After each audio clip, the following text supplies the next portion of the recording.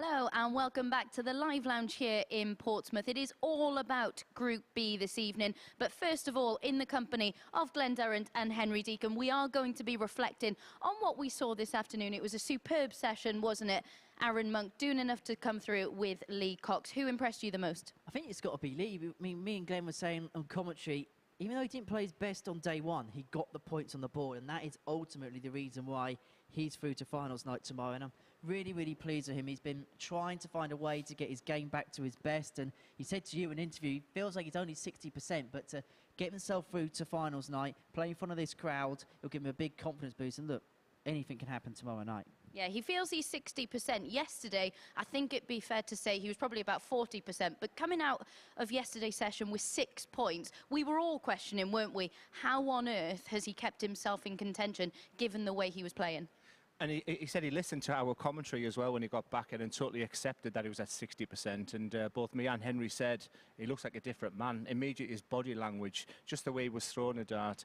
And it was sort of incredible how many people have been talking about fatigue already. I don't think people realise how difficult it is and how much it takes on the body. It's very warm in here as well. And you've seen Jamie Kellen, he said he struggled from overnight. A fit young lad. And that's what, like today as well, you look at the players who played well yesterday. It doesn't mean that they're going to play so well tonight. It's a factor that you've got to take in, that just overnight suddenly darts can be so difficult. And that's the thing. I spoke to Jamie Kelly as we were leaving the building, and he said, hopefully, if I'm lucky enough to come back here, the next time you see me, I won't run out of steam towards the back end of the day. And that's how he felt. It's going to be difficult to regroup, but I'm confident he will. Are you? The positives should be, I mean, Henry said to me that's the best he's seen him at the online league, Super Series, and I told him, focus on the positives, work on the weaknesses. I said, you had a successful day yesterday, have a little think, what did you do wrong? Is there anything that you correct? But look at the positive outcomes. Yeah, most definitely. We can see the table there. Alex Small, another one. He's not gone home. He's stuck around for this evening's session. He's loving it here so much, but he's another one who can take many, many positives. Exactly, and we had a little chat with him this evening. He's been very philosophical about the week that he's had here, and on debut he's had a whirlwind few months, wins the Champion of Champions, then gets the invite to play in this event. And for him it's work experience, it's learning about the big stage, learning about your game, learning about this environment. And I hope we get to see him back here again soon, because I think he's got a lot to give, and I think today was a real indication of the Alex Small we know it's one Champion of Champions. Most definitely. And I just want to touch upon, because your nephew has actually played in this in its previous form in Southampton, but he was speaking to me when I came to your house to do an interview with you, and he was saying, you know, he struggled in that room. Do you feel like this is the environment where Jamie will thrive? Matty Dennant went home with him last night, dropped him off at the hotel, and he said this venue, this stage feels like a European tour to him. And he said some people may struggle because it was like playing in a pantry. He said it was just such a small environment that the people who played well at the online league may not necessarily play well at the Super Series. It's as close as you get to top-class darts. It's a great stage, a great throw, and he found that really interesting. And that is another interesting thing, that a number of the players that play in Champion of Champions week won't have had the experience on this stage because they came through in Southampton. So it's going to be really interesting to see how they adapt to that, isn't it? Great point, because there is a marked difference, just speaking to the players who have done both, and that transition from playing in that very small environment to this amazing place, and especially with a crowd as well, that's going to be a factor. And I can't wait to see Aaron Monk with a crowd tomorrow night. It's going to be absolutely amazing. Absolutely. I won't be here for that, but I will most definitely be tuning in. I'm hoping there's going to be a camera in the Players' Lounge as well. If that's a good idea, I'm not so sure. But we'll move on to tonight's session, because Group B last night, it really delivered, didn't it? We bigged it up. We were worried that we maybe hyped it up too much, but every single player is still in with a chance of qualifying for finals night. Henry, who are you most excited about seeing this evening? It's got to be Scott Williams, because we just do not know what we're going to get from him. It's absolute madness. We saw the ball 1 ball, we've seen blind 180s, absolutely anything could happen. But the standard altogether yesterday was absolutely superb. A 91 average across all the players, across all the games in that group. Superb standard. Yeah, it really, really was fantastic. Glenn, Scott Williams is currently at the top of the table. Nobody who started the final day of action yet has actually gone on to maintain that. But Scott is probably the player, because of his experience, you kind of feel he can grind out the results tonight. I've literally been sat with him for half an hour there just to find out a little bit about his mindset and, you know, what he doesn't realise. I was trying to just gauge some information about him. He's a good lad. He's changed my perception about him. Softly spoken, reminiscent of when you speak with Gerwin Price behind stage and then see him on stage as this monster he can be up there. He's got it. He's got the real X factor as Scott Williams. But for me tonight, it's not about an individual. There's 5 fantastic players in that players' room right now. The atmosphere in there is great. You get Sebastian, who's really shy, reserved, doing his own thing. But the 5 in there is a great balance. We are definitely going to get a brilliant night tonight. We certainly are, and that's what it's all about, isn't it? So many different characters in this game. Who are going to be your 3 to progress from Group B? What a question that is, Abby. Scott Williams, Colin Osborne, and do you know what? I've got a feeling Nathan's going to turn up tonight. I think it might be him. Do you know what? I didn't think you were going to say his name then, and I was going to say that I actually fancy Nathan tonight. I think that seeing him backstage, he looks focused, he looks ready, he looks relaxed, doesn't he? It's great. It's the best practice room, whereas, you know, the one this afternoon, it was full of testosterone in there and Aaron pumping, and it was a totally different scenario. But whoever gets through is going to deserve it tonight. And with Dan Lowby there and with Aaron and Lee Cox, who I thought, just a special mention to him and his family. I've been chatting to his family just to try and find out a little bit about him. They're all over the moon, and they're on the way for tomorrow night as well. So it's hopefully we get a packed house here. Absolutely. I don't think there's any doubt of that with Aaron Monk involved. It really does promise to be a phenomenal evening of darts here at the Live Lounge. So make sure you tune in from 10 p.m.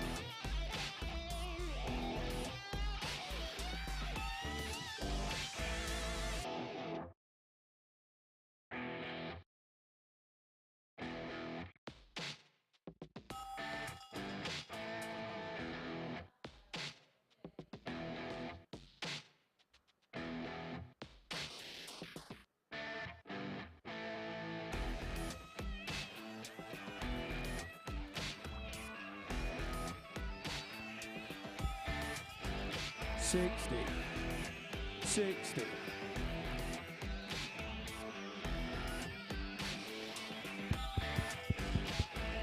45, yeah.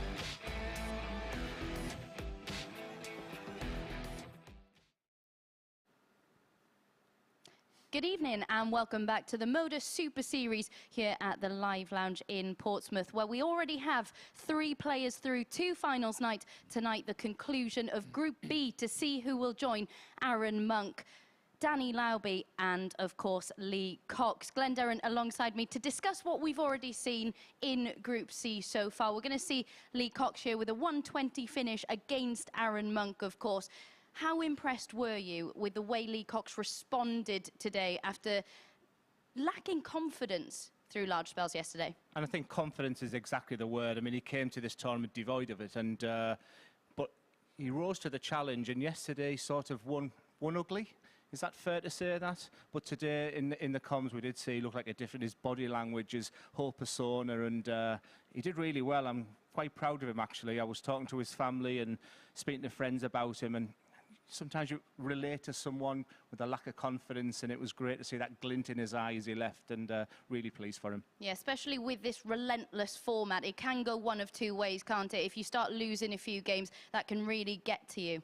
Fatigue comes in as well. I've been speaking to a few of the players, and especially the guys who've been here since Monday. All of a sudden, your arm, your shoulder start hurting, and sometimes that's maybe the difference, how good someone is on a Monday compared to the next day, because that's the beauty of the darts that we love. The game can be really easy one day and so difficult the next. Absolutely, and we were talking about how congested things were in Group C. It was still all to play for going into the penultimate game of the afternoon session. Of course, Aaron Monk beating Alex Small in that one to book his place in finals night. Here we can see it.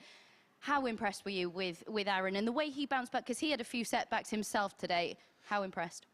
Very impressed, actually, because the pressure was on him. He was a standout player, charismatic, maverick. They were the terms we sort of used about this guy. And with a full house in here on a Saturday night, he lives nearby. He's bringing people with him.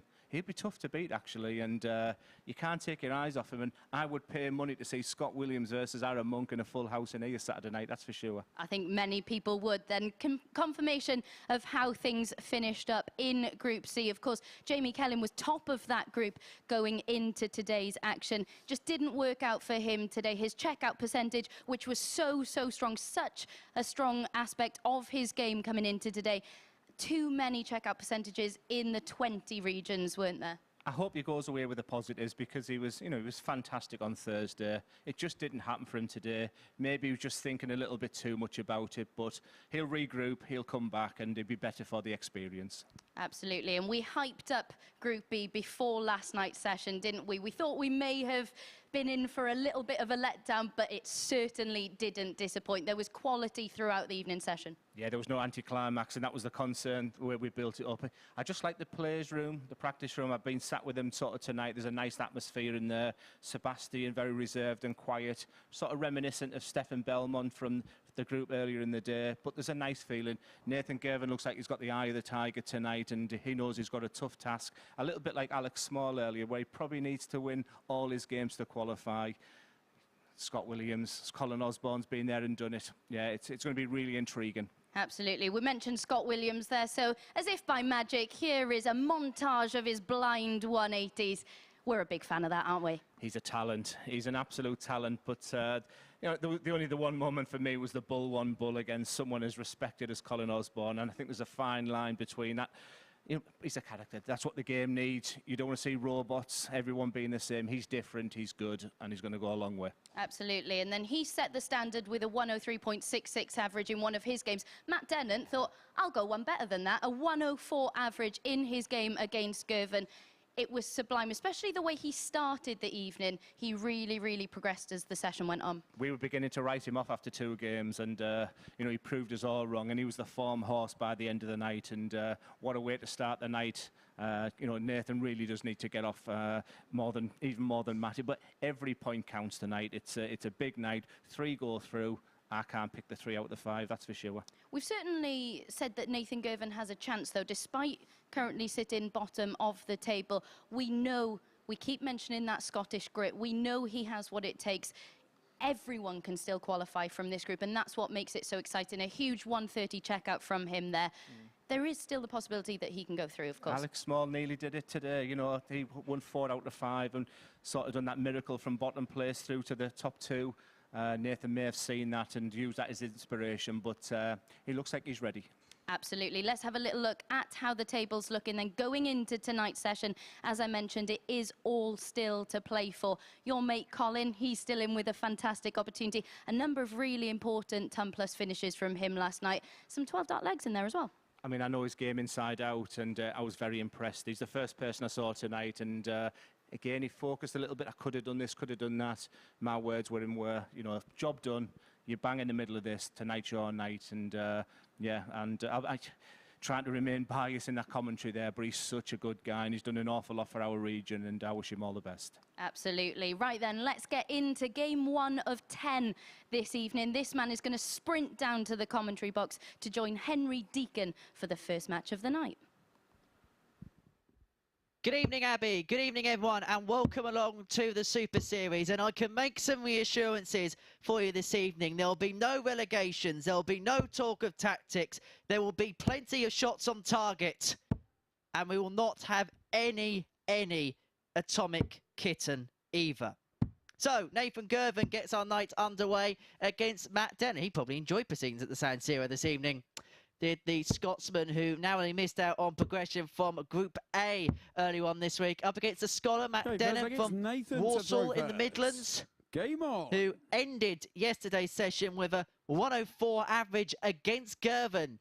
These two were new rivalries at the start of night 2 of Group B here at the Super Series, where 3 more players will complete the finals field for tomorrow night, where Danny Lauby, Aaron Monk and Lee Cox await. 41. At the minute, it's Scott Williams in the box. He having won 3 of his 4 matches yesterday, but Dennant and Osborne, along with Sebastian Bialecki, 2 wins, 2 defeats. Nathan Girvan is the man playing catch-up, but when it's 3 from 6 that go through, every player has a chance of progressing. That opening game of the night, probably always the toughest one. It probably means more to Nathan, because for him to qualify, he possibly needs to win all 4. But we're both impressed with him in the practice room tonight. He seems to have the eye of the tiger. But he's up against someone who banged in 104 average. Unbelievable on the doubles last night, but today's another day. Do you think now Nathan's had a little bit of time from Wednesday, it's probably out of his mind now, he can just relax and play? I think that's a great point. I think yesterday, you wouldn't be human if you didn't have the effects from what it did. I mean, it was in his hands the night before, and you know, to see him have 4 losses like he did was tough to take for anybody. 125. And an interesting statistic, and you mentioned it with Abby at the top of the show, is the player at the top of the group going into the final day of matches so far this week has not gone on to win it.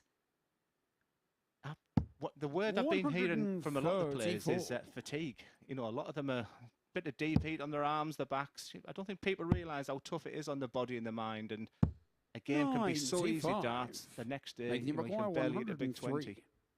We're already a key moment. 103 finished, treble 17, double 16. Game shot in the first a finish. leg. When you talk about the catalyst, Girvin. when you talk about a moment to change it, 103 finish could just be what Nathan needed.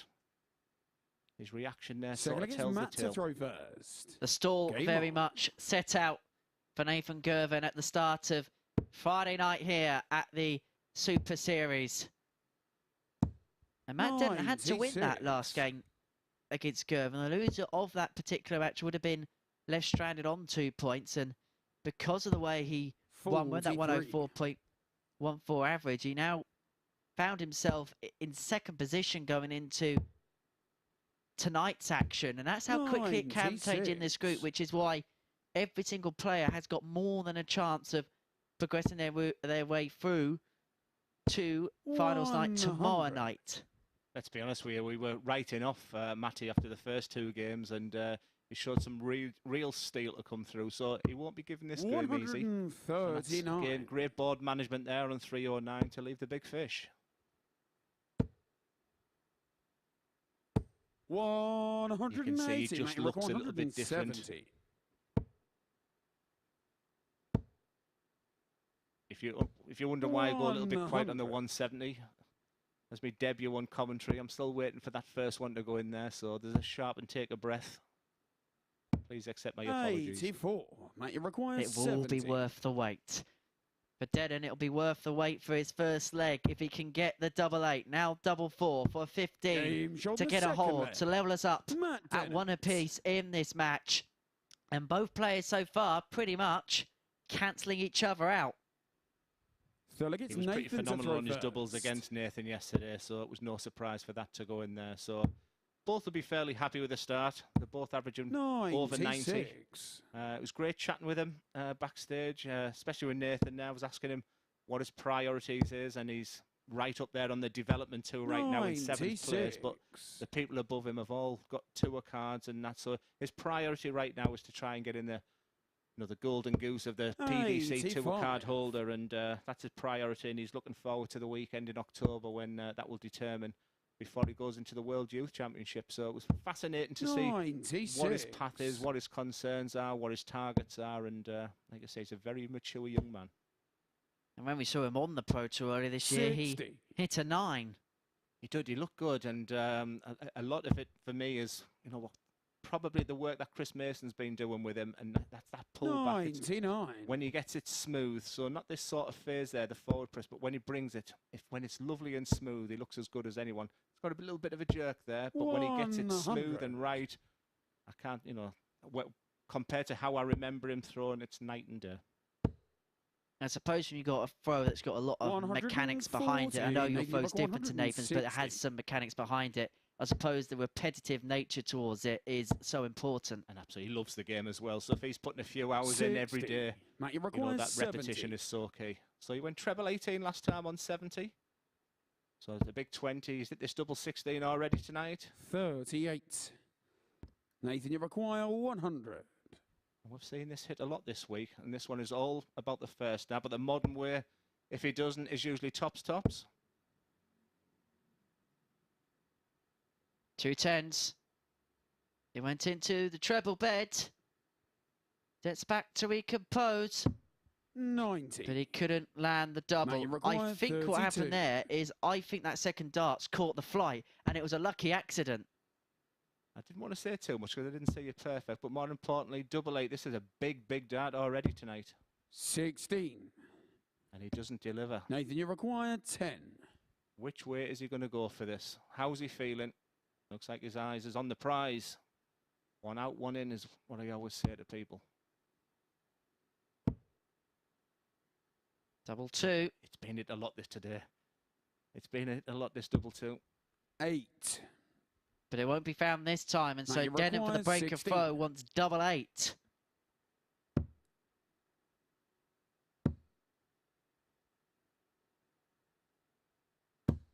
No score.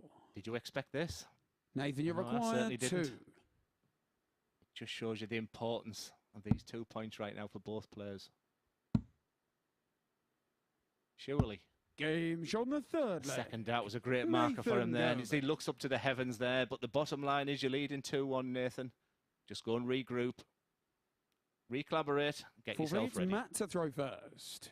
Game on. 24 dart holder throw, but we saw it once or twice in Group C yesterday where the missed doubles just became a little bit infectious. When one missed, it tended to become a trend. It's incredible when that happens, isn't it? Be no surprise that you see people with 100% each, but when someone's missing, but there's a lot of room there. You could fit in another 10 in there, could young Nathan?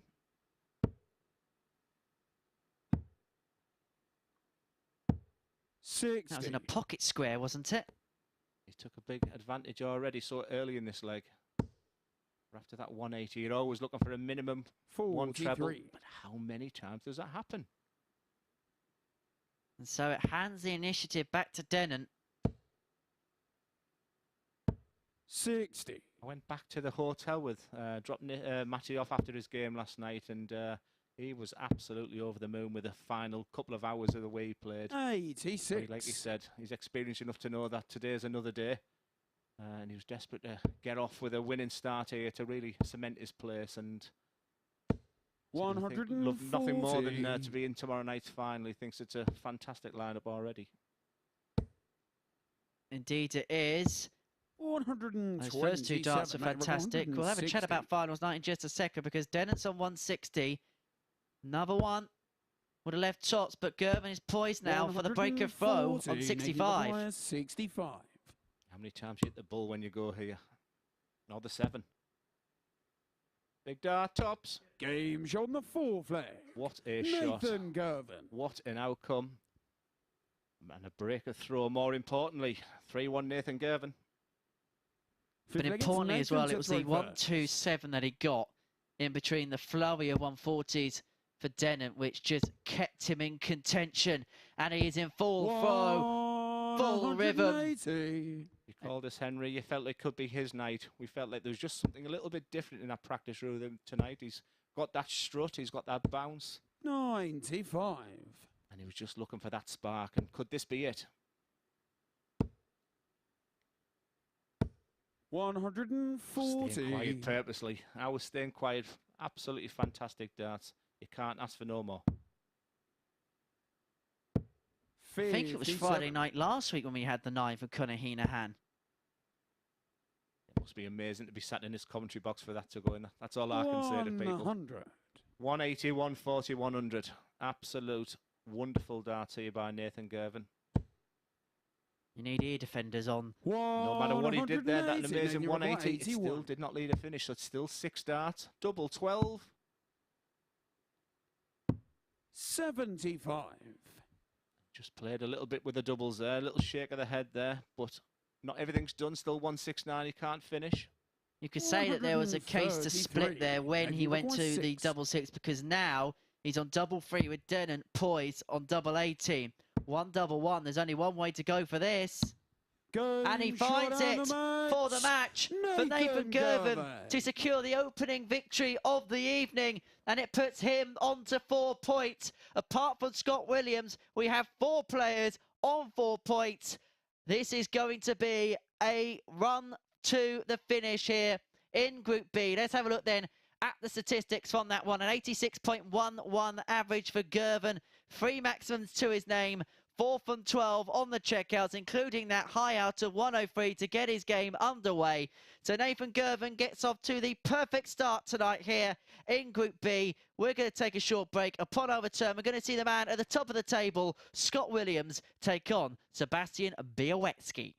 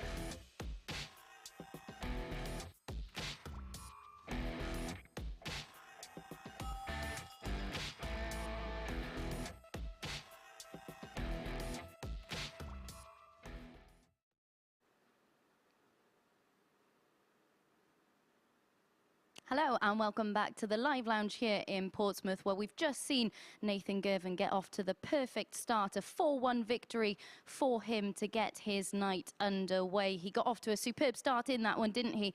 A 103 finish there to get the first leg on the board. The third leg of the match, a key one with both squandering opportunities at the back end of that one. Crucially, Nathan taking it, and from there the Scotsman really motored, scoring heavily. There we can see 3 180s in total for Girvan in that one. 4 out of 12 on the doubles, and we can take a little look now at what that does to the league table after our first game of the night. It's still Scott Williams who sat top, but Nathan Girvan on 4 points now. 5 players crucially on 4 points, so it is still all to play for. Scott Williams up next. This is the match against Sebastian Bialecki, where he averaged 103.66 last night. Bialecki not even getting a dart at double in that match last night. Will we see a repeat of that performance here in our second game of the evening? Let's find out in the company of Henry and Glenn. Thank you very much, Abby. The first opportunity to see the man at the top of the table overnight, Scott Williams. Well, he still is the man at the top of the table because of Nathan Girvan's win over Matt Dennant in the opener. But no matter what happens here is, well, if Białecki beats him, should I say, he will have company on 6 points. Getting ahead of myself, Glenn. But for Scott Williams, 3 wins and 4 on that final performance, 103.66 and an overall average last night of 97.09. Yeah, it was exceptional. And like I said, I've just spent half an hour with him. He's an intriguing guy, Scott Williams. But let's not look over Sebastian. Bialecki is someone we haven't probably spoken an awful lot about, but 18-year-old. 18-year-old Henry. I mean, just to see these guys, I can't tell you how bad I was when I was 18-year-old and what futures they've got. And the opportunity to play on this kind of stage. Białecki's played on the biggest stages, called a finalist at the 25. UK Open earlier on this year. These are probably, out of everyone in this group, alongside Colin Osborne, the most well-versed men on the big stages. Scott Williams has played a lot of Euro Tour this year, success on the Challenge Tour, Pro Tour. And that's why he's the favourite to progress through and the favourite to win the whole week. And he's going to be Ali Pali this year. It'd be interesting to see how he plays in front of a large crowd. I think he's going to absolutely love it up there, but he's sat round about 5th place in the Pro Tour rankings. So, I mean, he's got so many opportunities. He's £3,750 ahead in the Challenge Tour. You know, so either way, he's going to be a Pro Tour holder next year. And if he just keeps if he's got good people around him, you know, there's so many nice things that's going to happen to the lad, because, like I said, we've talked about Maverick, we've talked about charisma and a character, and he's got that in abundance. He's always got a freedom, hasn't he, to the end of the year? He knows he's going to play in every Pro Tour event. He's going to be at the Players' Championship finals. He's going to be at the World Championship, probably. And this is all without a tour card, and then he can then really focus on life in the PDC come January. Yeah, this potentially is his last MODUS Super Series, he said. So he is determined to go out on a high, but we've built him up so much, and he's been top of the league, and we know what happens to these players that are top of the league overnight. But he has not started well today. Situation for Scott, this is his second go 85 in this current phase. The finals were in October, so he has to get through here. Otherwise, as you say, this will be the last time we'll see Scott Williams here, because from January he will be playing in the Pro Tour, and the next phase overlaps this year into next. I'm staggered really at the start with him. It just shows, because he's been practicing well. I just stuck my head in there, and he was blind 180s, and you know, he looked really comfortable. But that transition from the practice room to the main stage there, it's just so far, it's just not happening. And for the second time, we've seen him have a little wave to the camera on his way on the oche as well for the first game. Not shy is Scott, but for Seb, 72 for a breaker throw, and a routine breaker throw, it has to be said, in the opening leg. If he could have converted tops, this would be typical Scott, wouldn't it? Absolute typical. Took the words out my mouth there. And everything that you say about Scott, you could say probably the opposite about Sebastian. I've got the words reserve, quiet. He's just doing his own thing there. And he's here to be a bit of a spoiler, this double 10 already. Game shot on the first. Slots it in off that first stand. That was a lovely marker going there. He takes a surprising 1-0 lead. and a break of throw as well. So as much as we've built up Scott, he needs to be focused. Second He leg needs is to get his head on Sebastian to throw because first. Sebastian Game on. Bialecki is, if he starts playing like he can, he's going to be that one that nobody spoke about and the one that could get through the group.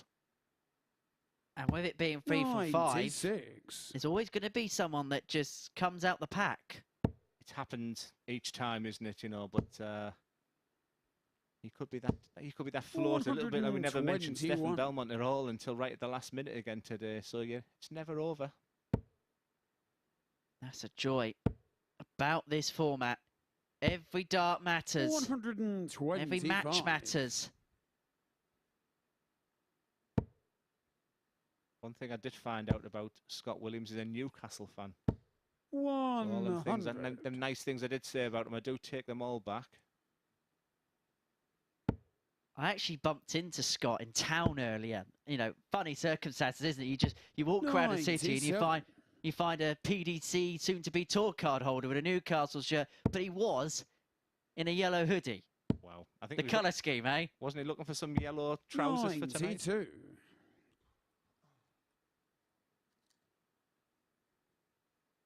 I mean, last night it was an electrifying session, this one, but it was a bit of a slow start until Nathan really kicked in. 80. But I was not expecting this start from Scott Williams today, that's for sure.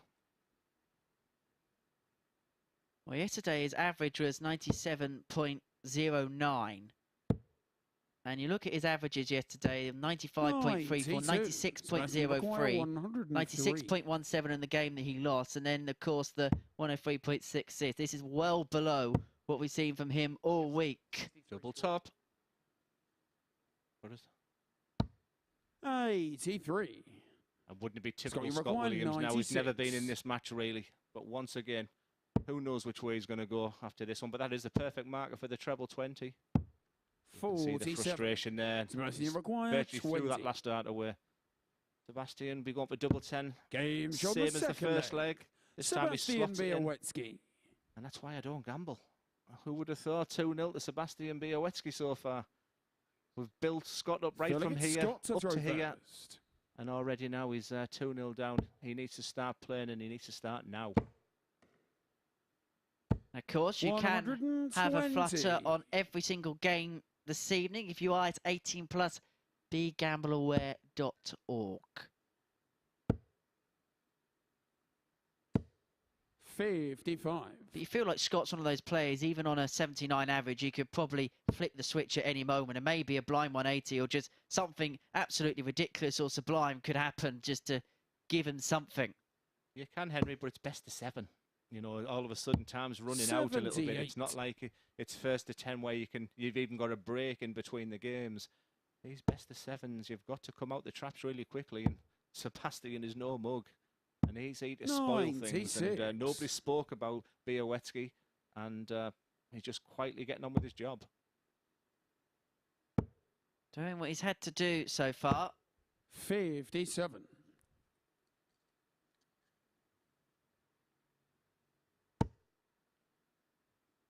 He's looking solid. Could he leave the big fish? 140. The perfect 350.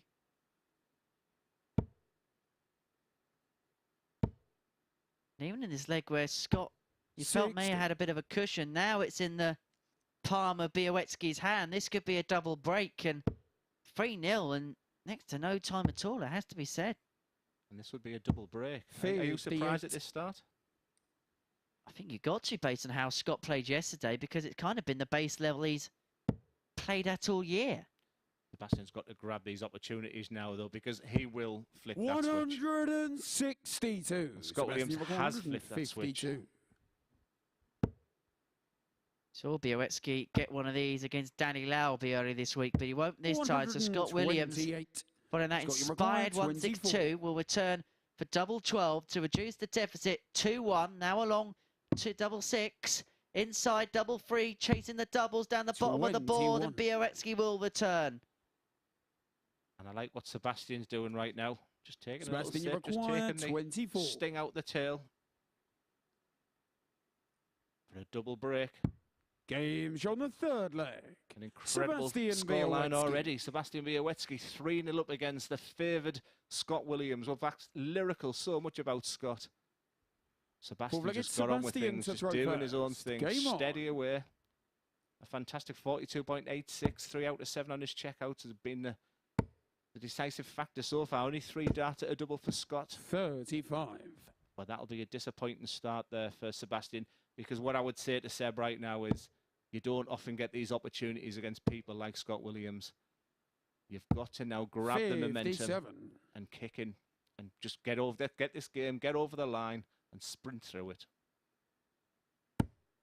Indeed, and it would put him on 6 points alongside Scott, 84. and it would put him in a marvellous position with only Colin Osborne yet to play his 5th match in the group. He takes on Matt Dennant next.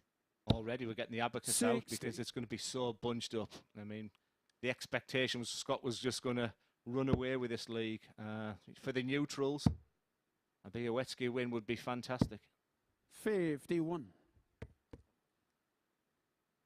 89.09 is actually Scott Williams' all-time average in this competition. 97. This is well below any stats that we have of him anywhere, pretty much. But don't you think this is a reason why we love darts? You know, we've seen something similar with Jamie Kellen today, where he was top of the league, riding the crest of a wave, coming 81. today and really struggled. But with Scott, we know he's a Pro Tour winner already. Everybody's talking about him right now. I guess this is a bit of a shock to the system. 139. These are the kind of moments. Let's find out what he's like, because everything is just on a gradual high for him. Let's see what it's like when he's 3-0 down. Let's see a little bit about his character. Let's see a little bit about his fighting ability. Scott, you Let's find out a little bit more about him. And this 1 for 8 may have to go just to keep him in the game. Went along for the 18s. It's not going to go. So Białecki will return for 110 for a 4-0 victory, which perhaps no one saw coming at the start of play.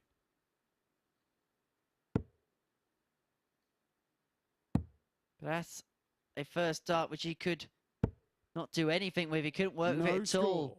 And he busts the score. 16. What did he leave there with that last start? I was looking at the totally different side of the board. But Scott Williams doesn't care. But that was a strange thing. It's just very keen to see what Sebastian's thinking right now, because that was a bizarre last start there. 5-legged Scott to throw first. My mathematics was right. He wanted 48. So I was looking at the 16 and the 8. I might have got that wrong. But anywhere near the 20 was a strange route. I mean, even the single leaves you double 14. And could that be the mistake that completely changes this game? Flips it on his head. And I can see the strut, the nod. It was interesting. There was no blind 180 there. He's focused now. He knows he's in a fight here.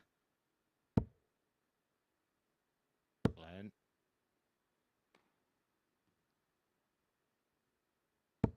T1. We're getting a little bit excited, but the important thing here for Williams is he's got a stranglehold in this leg. He is the kind of player that when you see 180s going, 60. he is that type of man who, he would love a 9-darter on that stage. The beginning to sit exactly how I saw it last night. You know, it's a bit like the darter we were all expecting from Scott Williams. And it'd be good for him, you know, to come back from a 3-0 deficit and win a game like that. You know, this is all part of his trade. Something he can go back on when he needs to, when he's losing in a bigger game in the future. Scott, you reckon 130. 130 for 3-2, and this would be some turnaround. So I had to go downstairs for the 19s. Of course, Białecki all the way back on 2-5-6, so there was no pressure to go the bullseye route. Correct. So it's a 14 or an 18 here, but I don't think he really was sure what he was doing. Usually when they go downstairs, they know exactly what they want to do there, but the bottom line is he's set it up nicely, and he'd be feeling a lot better about himself, that's for sure. So tops for 3-2, and Białecki with a stray dart in the single 5 affords Williams 6 at this, and as a consequence he decided to split 8 double 16. Have you ever seen the like of that? Me. Chelsea, guy was on 200 plus, I went 8 double 16, so it's probably a bit of a shock for many people, but for the lover of a double 16, I understand that. So I've actually done that myself. So we have seen the like of that. So Williams returns 4:32, now 16. And that's... But was it a bad decision? Because this is a tough one now. Game shot on the What fifth leg. a dart. Scott Williams. Because he would not have seen much, if anything. I think he went between the two darts there. That was a phenomenal dart there. Sixth leg, it's Sebastian to throw first. Game on. But there'll be many people confused with that one. But like I said, if I can bring anything to the commentary box, it's people who have been up there, people who've played it, and I have done that 8-16 myself. 140. Did it go? It didn't, and it was a mixed pairs, and I'm trying to think of the mixed pairs, and she went ballistic with me because she thought I was being disrespectful. Casey Gallagher. And she thought I was being disrespectful and that we wanted to lose the game, but there was a time where double 16 was my favourite double, and yeah, but it cost us the game. But it didn't for Scott, most importantly. But 42. again, that's a little bit slack there from Sebastian. This gives a chance for Scott to come back, but he does need a treble or two. 58. And he's brought the average up now, Williams, to 83. It was 84 before that visit. And suddenly, we're wondering what Białecki's got left here. Well, he might be answering that question emphatically. He tells you exactly where he's going, 180. and that is a sign of a champion.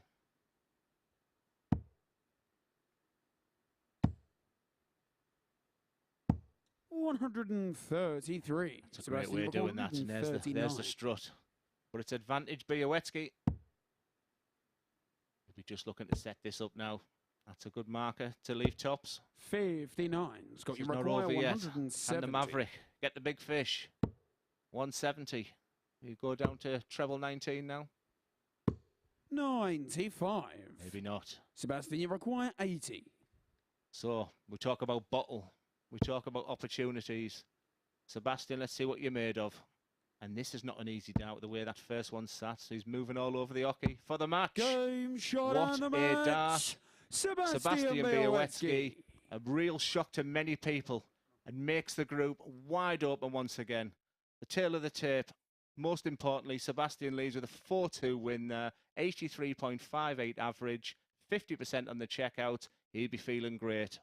Well done, Sebastian Bialecki.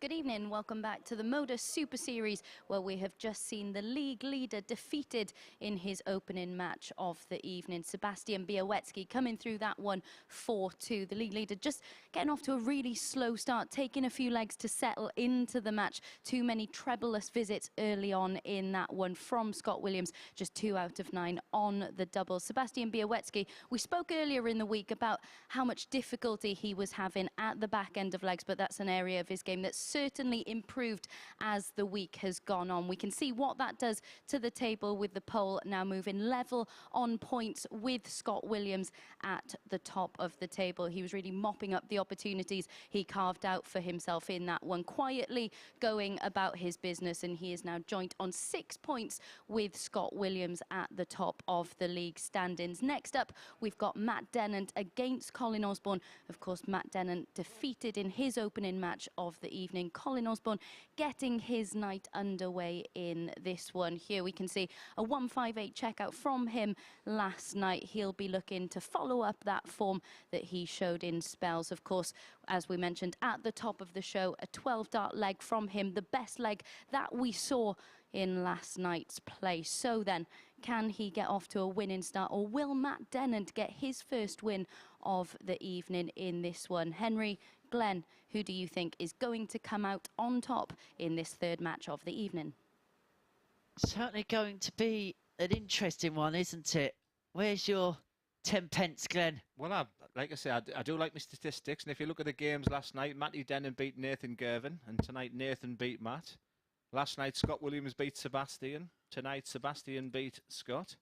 So last night Matty Dennant beat Colin 4-2. So by process of elimination, I'm going to go for a Colin Osborne victory. If that's the case, then I want your lottery numbers, because you probably won that £171 million. 171 million, I've just seen that. What would you do with that? Would you finish this gig? Okay, I'd stay here tonight. Game on. Then I'll probably be off on the first plane to the Bahamas or something like that in the morning. I was going to say, don't you dare even think about leaving me. Who moved the Super Series to the Bahamas? 171 million quid. Let's take on Modus, me and you. Let's do it.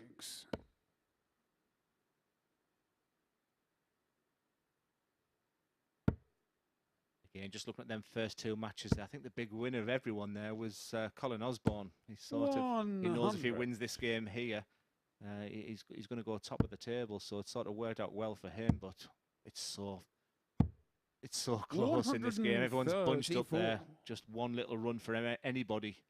I think that was a shock to the system, that last match with Scott losing there. So, yeah, it's in everybody's hands, I guess. That's it.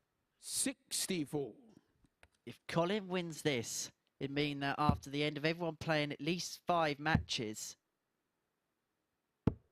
58. you'd have 3 players on 6 points, and then 2 on 4, which would make things really, really interesting indeed. I think what I've learned, though, is never write off Matty Dennant. He's 22. Colin hasn't started too good here. It's his advantage, Dennant already here. It would just be a holder throw for him. 58.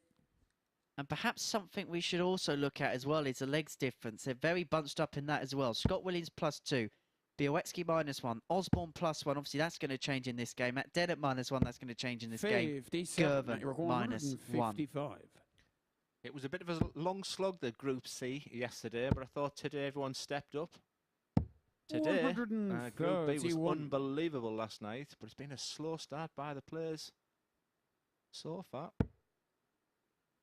Tentative, but this is a bit better. From Cole. 140. As Dennant returns 24. For double 12. Games to take the opener quite comfortably in 16 darts. And after a slow start yesterday, he will not want to go 0-2 again on Friday here at the Super Series.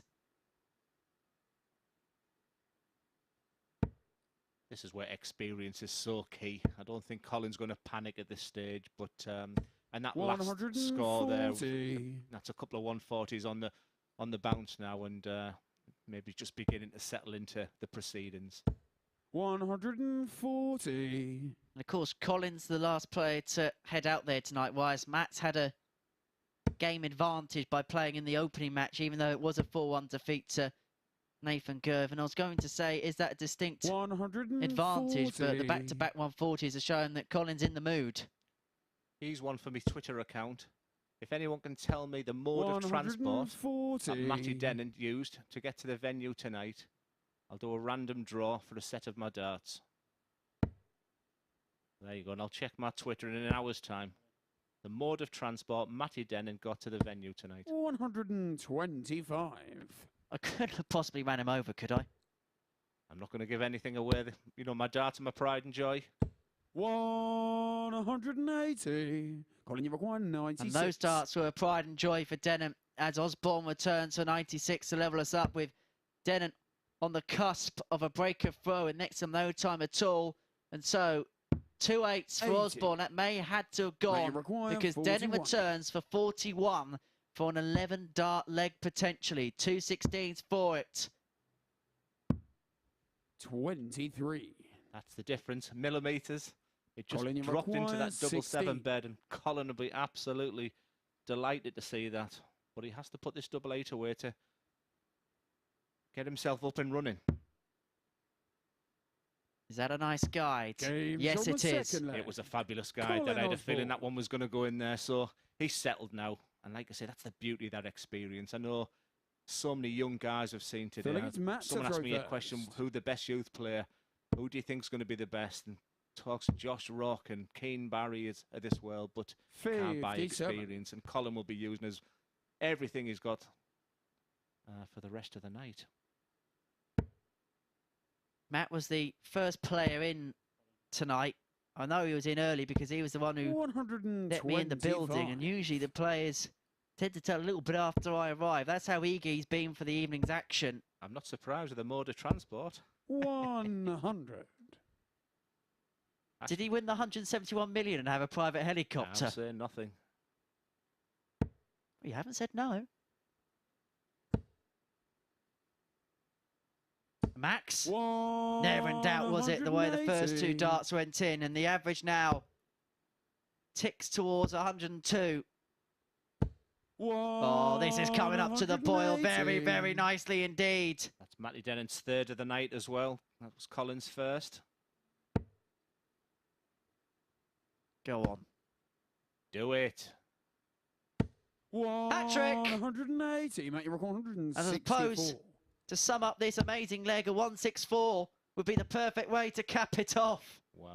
136. Osborne's on for a 10. I think we're all willing it there, Colin, but this you is require sensational 16. dart. Following 2 maxes, surely he's got to win the leg from here. Game shown the What third a leg of darts. Just Colin look at them Osborne. averages now. 109.28 for Matthew Dennant, 106.54 from Colin Osborne. This is absolute quality. The only way you'd be able to come up with the right words to describe this match is if you swallowed a dictionary. Thesaurus? Similarly. I'm waiting for the countdown music to come on. I'm waiting for something there. 95. Thesaurus helped me through many a university assignment is all I'm going to say. I've got mine here right now. Google synonyms for 100. the word I've used about 5 times in the essay. It's exactly the same.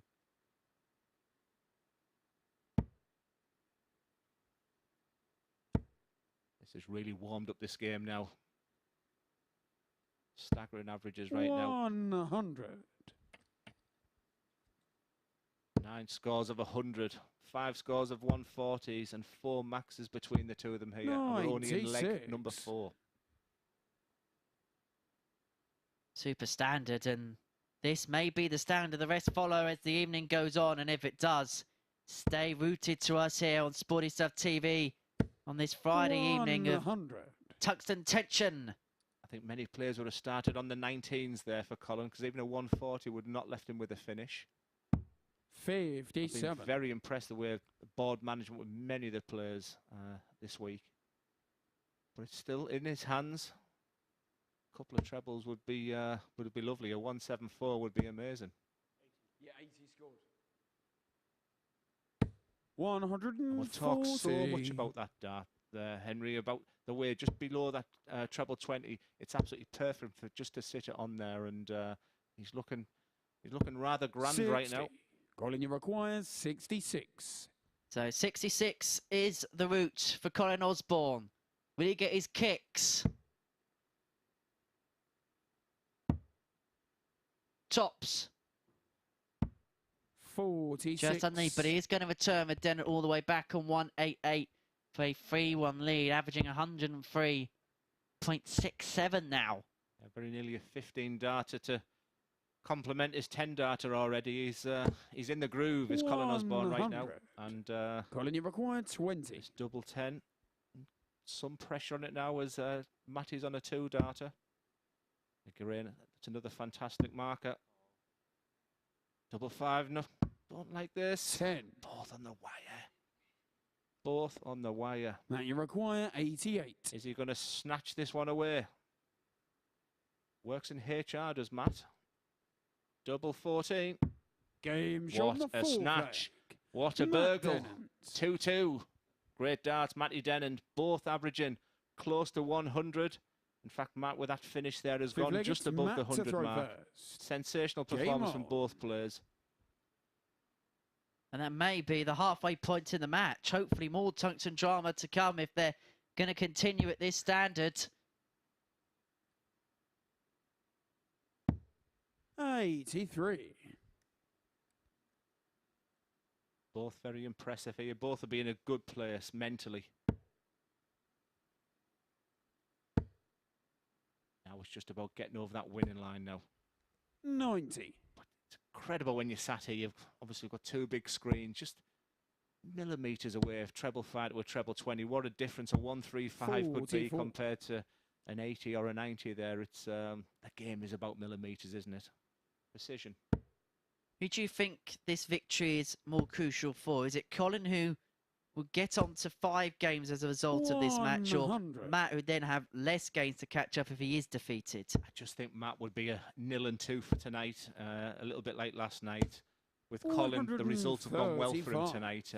I'm sure when he got on that stage there, he knew that he was going to go top of the table.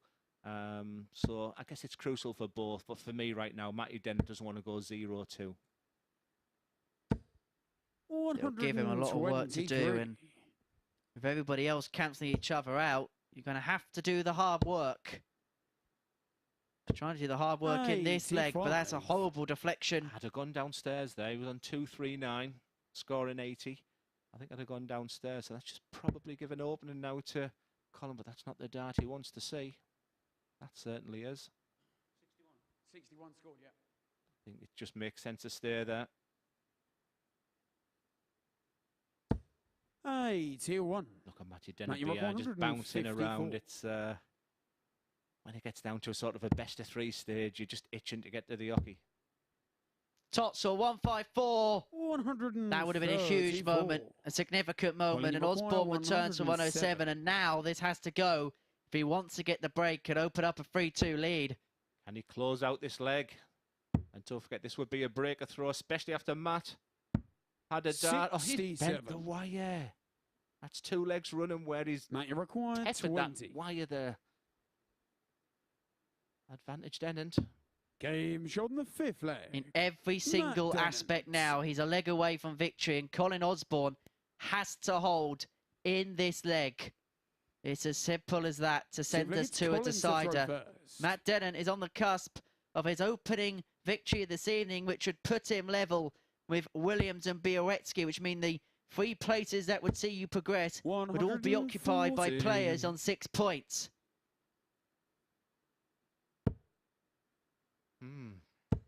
He's not doing an awful lot wrong. He's on 99 average 95. there. Great snooker player, by the way, Colin Osborne. The wizard is a great potter.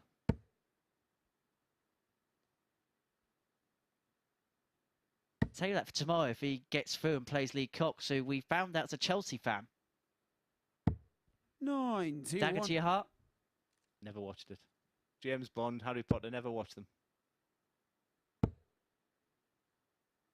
That could be Expelliarmus for you in the commentary box. 125. This is a great battle, this. Unbelievable battle. One averaging 101, one averaging just shy of 99. This is fantastic. He'll stay there because it'll leave the 170 even if he gets a single, but it's a beautiful 140 there. Excellent first start. 140. Colin, you've got 130. You've got to still say that Matt Dennant is still the favourite because he'll have the dart in the last leg, but all Colin can do is his job. He likes it just sat above. Bullseye for a 130 to take it to 3 each. 90. Matt, you've got 141. That's an incredible decision. Incredible decision. He's got away with it. He will tell you he was 81. playing the percentages there, Colin, but you've Matt got Dennant is a class 40. player, and I'm surprised he's and that can sometimes anger your opponent as well. It's a sign of being a little bit Game's on the disrespect, but it's sixth leg. worked. Who am I to say anything? Colin Osborne. Parity, it's 3-3. It's an exciting match. It's Matty Dennant's darts. And he had to make sure he got the tops or got a double in Seventh that and final visit against because Matt to Dennant throw was back first. Game for on. 60 for the match. And if he missed out by a couple of points, it could have been that decision, despite all the games played in the group, that would have seen him miss out potentially. 58. Did that surprise you, that decision? From Colin, most definitely. A player of his experience. Exactly. That was the word I was going to use there. But maybe he's done something that Matty's got in his mind because he's only set off there with 58. 60. And we talked about this an awful lot. All of a sudden, when it's a deciding leg, all of a sudden that treble 20 will feel a little bit small. You'll tighten up a little bit in each treble. 134. 134 there will feel like even more. It'll feel like a maximum at times. That first start is set up perfectly for Colin. If he can get a maximum now, he wrestles the advantage 180. in this final leg. What an outstanding game this is. He'll stay there. 95. This is darts of the highest quality. 261. He'd be looking at least one treble here. There it is. Another one will be a bonus. 140. It's a Brucey bonus there. This is great. Matty Dennant's got 6 darts, you feel, from 214. Dennant needs to play his darts right, and he does exactly that. But Colin, you've got Osborne, for the match, 121. for 6 points, wants 1, 2, 1.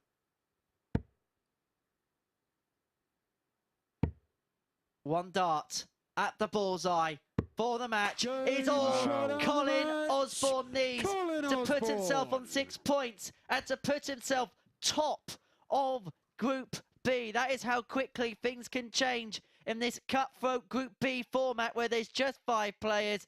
And have a look at the statistics. 103.27 average Osborne, 102.9 for Dennant. 5 maximums in the match, split 3-2 in Osborne's favour. And that 1-2-1 finish, the only ton plus checkout of the match, but it was the most crucial checkout of the match because it saw him win the game in a deciding leg with Dennant sat poised on 74 to win it himself. So Osborne wins 4-3 against Dennant. We're going to take a short break. We're going to see Sebastian Bialecki in action against Nathan Girvin. He could make it 4 players on 6 points if he can secure victory in this one.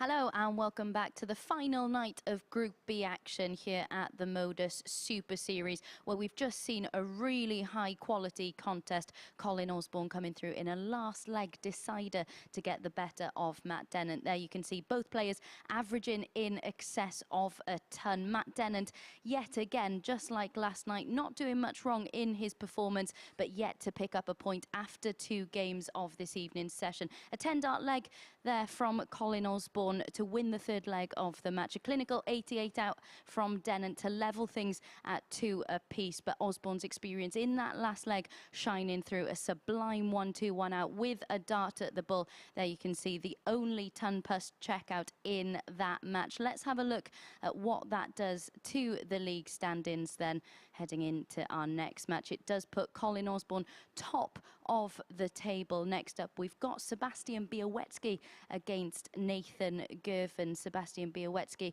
with a ton-plus checkout of his own yesterday, a superb 110. Here we can see it as if by magic. That was in victory over Matt Dennant in that one. Of course, both of these players who we're going to see up next winning their opening matches of the evening. Nathan Girvin and Białecki, the 2 youngest players in the field who will come out on top in this one. Let's rejoin Glenn and Henry.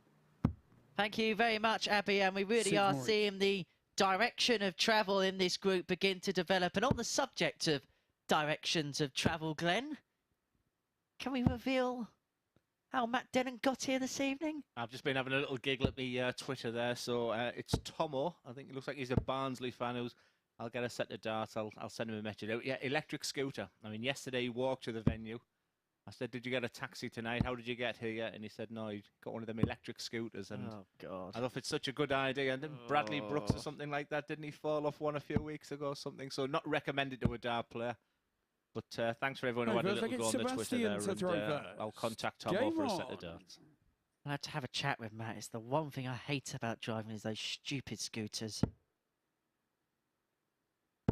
Not recommended. Oh, no. 140. A colleague of mine, another broadcaster, actually, I mean, quite stupidly of him, actually, ran his voice scooter into a lamppost. It's fair to say that he looked worse than wear afterwards. We love our stats, me and Henry. So as we said, Nathan Girvin reversed the victory last night when he beat Matty Dennant first game. Sebastian beat Scott Williams. And Colin Osborne just beat Matt Dennant there. So just been having a little bit of fun there. If all the results are reversed tonight, all players would end up on 8 points. How exciting would that be? Last night, the game between these two, Sebastian came out the victor with a 4-2 over Nathan. So once again, by process of elimination, you would expect Nathan Girvin to win this match. If it does end up that way, we might have to, as Girvin gets the first max of the match, I think we might have to chalk off all the scenarios on the wall or something like that. Absolutely. That's Nathan's 4th of the night already. And you called it, Henry, early by saying it could just be his night. I doubted it because it's been a tough week for him, but he looks like the standout player tonight. Well, he went for the double 19 there, which is an interesting play with Bialecki back on 118. I get it if he wasn't on a finish, but he could be severely punished by Bialecki, who's already impressed in a 4-2 victory against Scott Williams early on this evening, but he is going to return for the 56, and this is for a breaker throw. How clinical were all these players from Group B last night on this type of finish? And that trend continues there. Nathan's looking good. I think we've used the term eye the tiger in the practice room, and he's looking good. He's got that strut, he's got that bounce about him. Game on. I think just the way his demeanour is tonight, it's very positive. He's looking good. Very good. 140. Very good indeed. And yesterday, I think it'd be fair, and I think he won't mind me saying, it looked a little bit flat yesterday on the back of what happened on Wednesday, but there's a definite spring in his step tonight.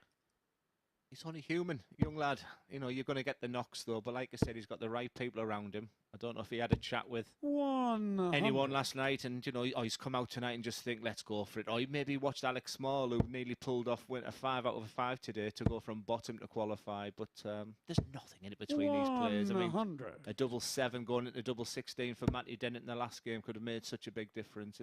We are talking about millimetres between these 5 players. And the players do watch this between sessions. 121. They like to see and keep tabs on what's happening, and they're going to be keeping tabs on Nathan Girvan potentially here, opening up a 2-0 lead. 100. And potentially be the man to make the charge on night 2. Once again, we're talking about the opponent to Sebastian, but he's just quietly just getting on with his job. He's not being affected too much. 18-year-old. What a career ahead, especially with darts like that one. Treble 19.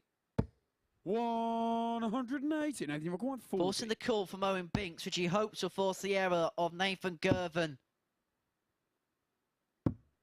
And the ploy may have worked. Sebastian, you require 37. I'm trying to think if that's a good or a bad thing, but possibly if there's double 16, it's Sebastian right. Game Len on done the it wrong. second leg. 1-1. Sebastian Bialecki. Our favourite word of the week, it's parity. And it's beginning to Gotta become get a Sebastian to breakathlon throw here. first. 2 breaks a Game throw on. in the opening 2 legs. Białecki will be hoping to buck that trend in leg 3. Yes, I know it was the pentathlon weekend at 134. England Darts this week. That's a tough thing to do. Yeah, honestly, I knew I'd been playing darts all day when I did the pentathlon. 43. It's as tough as they come. I think it was Luke Littler yesterday and Bo Greaves. When we talk about talent, Bo Greaves, wow, just an insane, incredible 99. player. Lovely attitude. Again, good people around her, and very, very bright future. As events taking place down in Ilfracombe 115. this weekend. Lovely part of the world down there in the southwest. Yeah, that would have been a new one for me. It's the closest I got was Breen Sands. That was an experience, that's for sure. 100. Although it's a shame the events aren't in Selsey, because the players who play in this have had the opportunity to have done both. 180. It's his 5th of the night. Just probably what he needed. Sebastian was just beginning to take control there. Does it have an effect on Sebastian? Just like what Sebastian did last leg with the 180, but that's 128. superb darts. Great cover shots. He doesn't feel any pressure, does he?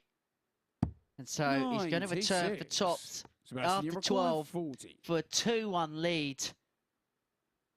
In an incredible Games on the match, an third incredible standard. Sebastian Bialecki. He's very cold, isn't he? Very ice through the veins, you know, reminiscent, you could say, of Krzysztof Ratajski, etc. 4th leg, it's Just gets Nathan on to with his throw job. first. Like I say, I was fascinated watching him in the practice room. He just literally sits on his own and just does his own thing, and 134. he's up there. He's in this. He's in the mix, and he's doing exactly. Look at them averages again. Staggering. 100. Both players won their opening game of the night. Girvan beat Dennant by 4 legs to 1, hitting 3 maximums in that match. And that was nearly his 3rd maximum of this one, while Białecki got the better of Scott Williams by 4 legs to 2. Is Sebastian going to be the first person to do the double over a player 59. over the past couple of nights? As I said, it's been a bizarre start with a role reversal of the results last night. But Sebastian did beat Nathan 4-2. The average now for Girvin is 110 as he leads 87 after 9. And a sentence I'm going to say again, the potential for an 11 darter. I've said that a few times this evening already. 85. Nathan, you require 87. Combined age of 37. Which is one more than the double 18 he Games on the wants. fourth And the leg. double 18 he Nathan gets. Girvan. And we are level at 2 apiece in this Tuxton tussle. Right in the middle of Group B. Fifth And leg, it's what a Sebastian match to we are throw being first. treated to here, Glenn. Unbelievable. Just sat here, just enjoying it.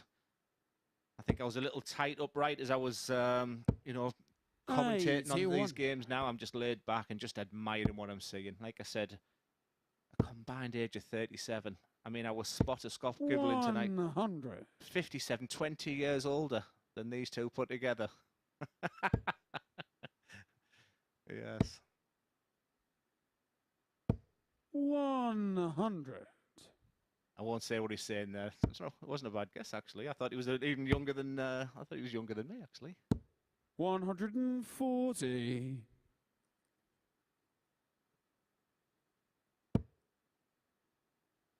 You're doing a great job, sir. And these players are doing an unbelievable job 60. for this brilliant production team around me here. It's just a joy watching this.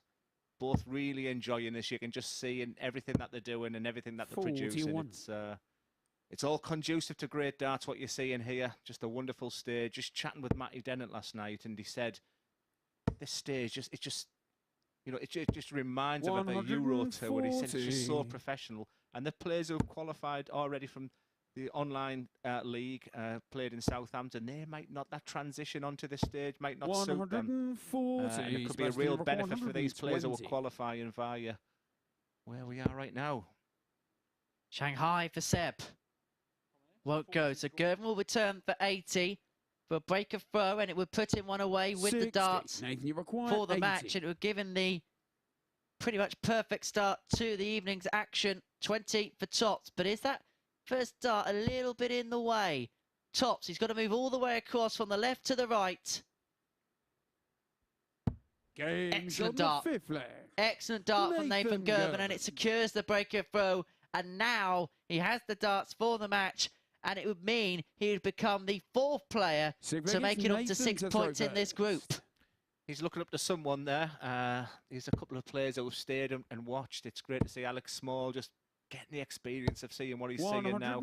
I noticed Lee Cox was in the building as well with his partner. So the people who are qualifying for tomorrow night, they're here just enjoying what they're seeing. This is unbelievable darts. But I know if I'd have qualified, I'd be in my hotel room now, because if I was witnessing and watching the darts that we're seeing tonight, I think I'd be a little bit nervous coming up against these boys tomorrow. 92. And of course, we'll have a crowd for that final tomorrow night. So if you want to join us, please do. Dartshop.tv for free tickets to this showpiece finale. 140. 15 scores of 100, 9 scores of 140, 3 maximums. But in leg 6, Henry. 46. Staggering performance from both these lads. And Girvan hasn't deviated, has he? Still averaging 105.43. Białecki just underneath a ton, but it feels as if 140. he's struggling to make any headroom at the minute. What a shot there from Białecki. We're talking so much about Nathan. We've got to mind this two. It takes 2 to tango. 180. It takes 2 to tango with another max. It's 6th of the night.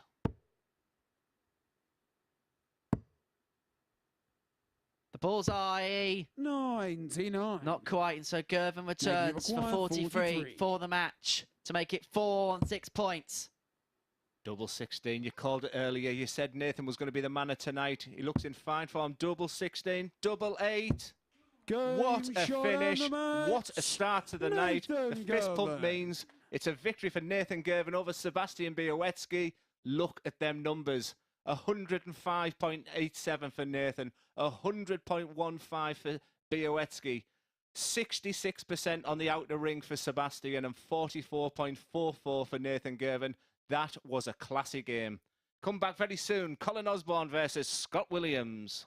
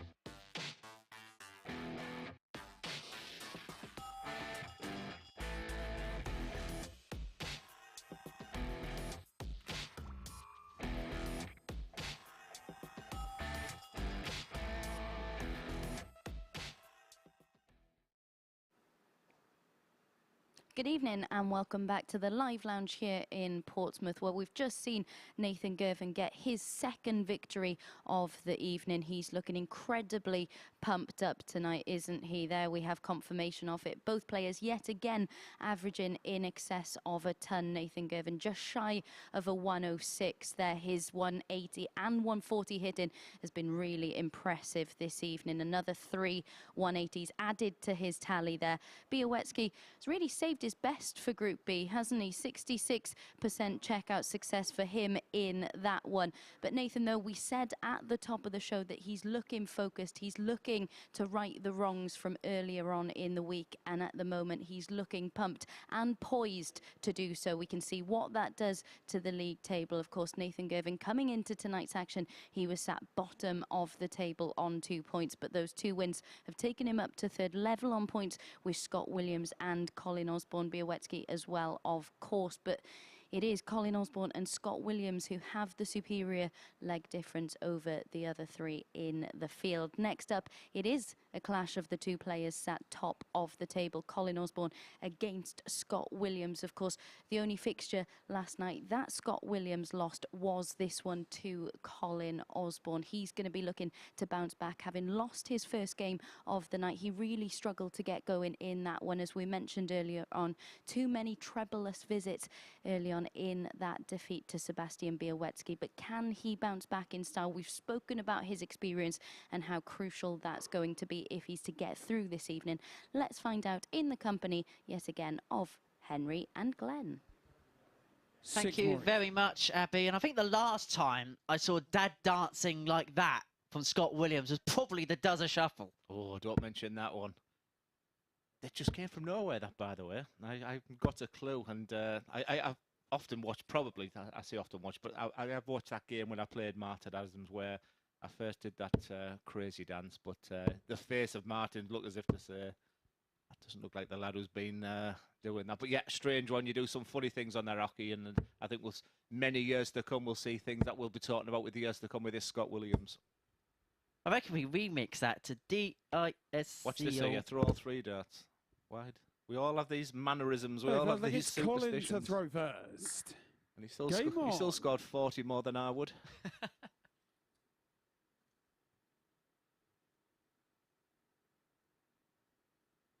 do you think Scott gets from it? Is it just maybe a relaxation mechanism or something like that? Like I say, we're a strange breed, us dart players, and it could just be something where he's had a big win before, and it's just something that's stuck with him. But yeah. Lots of players have got various things what they do. 93. I remember Phil Taylor at a 9 darter with his 9 warm-up darts. I think a few players have done that. Some players don't go for a treble 20 in the 9 warm-up darts. Yeah, there's many things that we do. Maybe that's the way forward, Glenn. Just throw them all at once. Absolutely. We're already looking at the record books because, unbelievably, the first 4 games of the night are the total opposite results to last night. And the match between Colin and Scott last night, Colin came out the victor 4-2. So what does that mean? Is this a victory for Scott Williams this time? 70. Because if it does, we'll certainly be scratching our heads. That'll be halfway through. And what a night that would be if everyone was on 8 points. Feel sorry for our poor statisticians if that's the case, and it could well be the case that roles are reversed in this match as Scott Williams gets his first max of the match.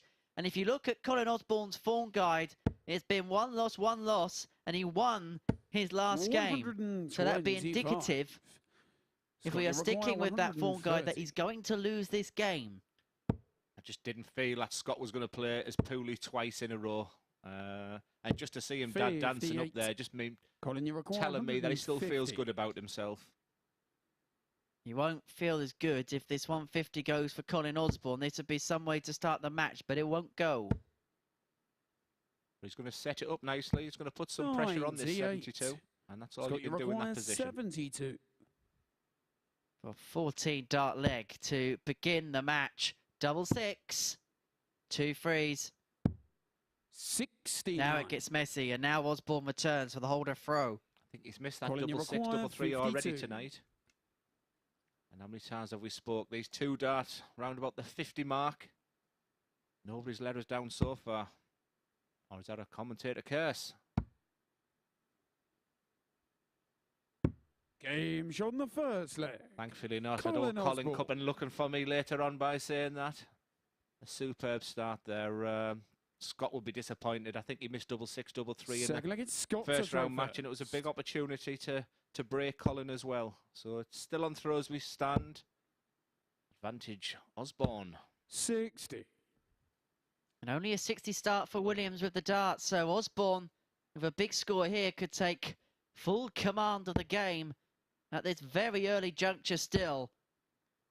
Out of the 5 players, whose position would you like to be in right now? 140. What a brilliant question that is, because if I'm being honest, you could make a case for Osborne because he's top at the minute. 100. For Williams because he could deny Osborne with a win. You can make a case for Girvin because he's come out the tracks firing. You could even make a case of Białecki. Still haven't given me an answer, sir. 96. How cold is that fence? I would have thought you'd have gone straight in with the answer to Nathan again because you called it early. You said there was something about him in that practice room tonight. And he's done exactly what he needed to do. Come out 2 out of 2. He'd be feeling really, really good about himself. And that was the answer I thought you were going to give me. 265. I was going to say I didn't fancy him going upstairs, but he has. But he's going to have to change here. 134. Exactly what he did. What do I know? Downstairs, Scott Williams goes. 90. It would be one heck of a Colin, shock require if Scott doesn't qualify for tomorrow 131. night, wouldn't it? I've been saying I can't wait for the Aaron Monk Scott William game with a crowd in here tomorrow night, and all of a sudden this is becoming to be very interesting. Treble 17. 57. Scott, you require 111. Hasn't the 111 got something in cricket? Treble 20. 55. Left 56 there, but Colin, these you are the kind require of finishes. These are 74. crucial moments. Big, big moments in this match. Big, big moments in this group. For the breaker throw. Double 16, now double 8 with Williams poised on 56. That had to 58. go and it didn't. You can see Scott, the you frustration require left and the 56. fingers go wide. Frustration. Because we know with experience, these 2 darters in this group have been going in. Game shot in the second leg. Once again. Scott Williams. Once again. And this is just, like I said, indicative of what this group's been all about. You just can't, nobody can seem to get away from the pack. So like it's Colin to throw first. Game on. I believe if Scott Williams finishes second in Group B, he would play in Aaron Monk's group in the final. 99.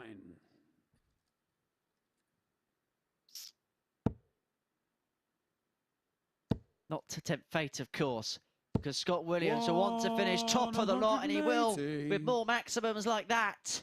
Why did we doubt the man? Why did we doubt him? He's back.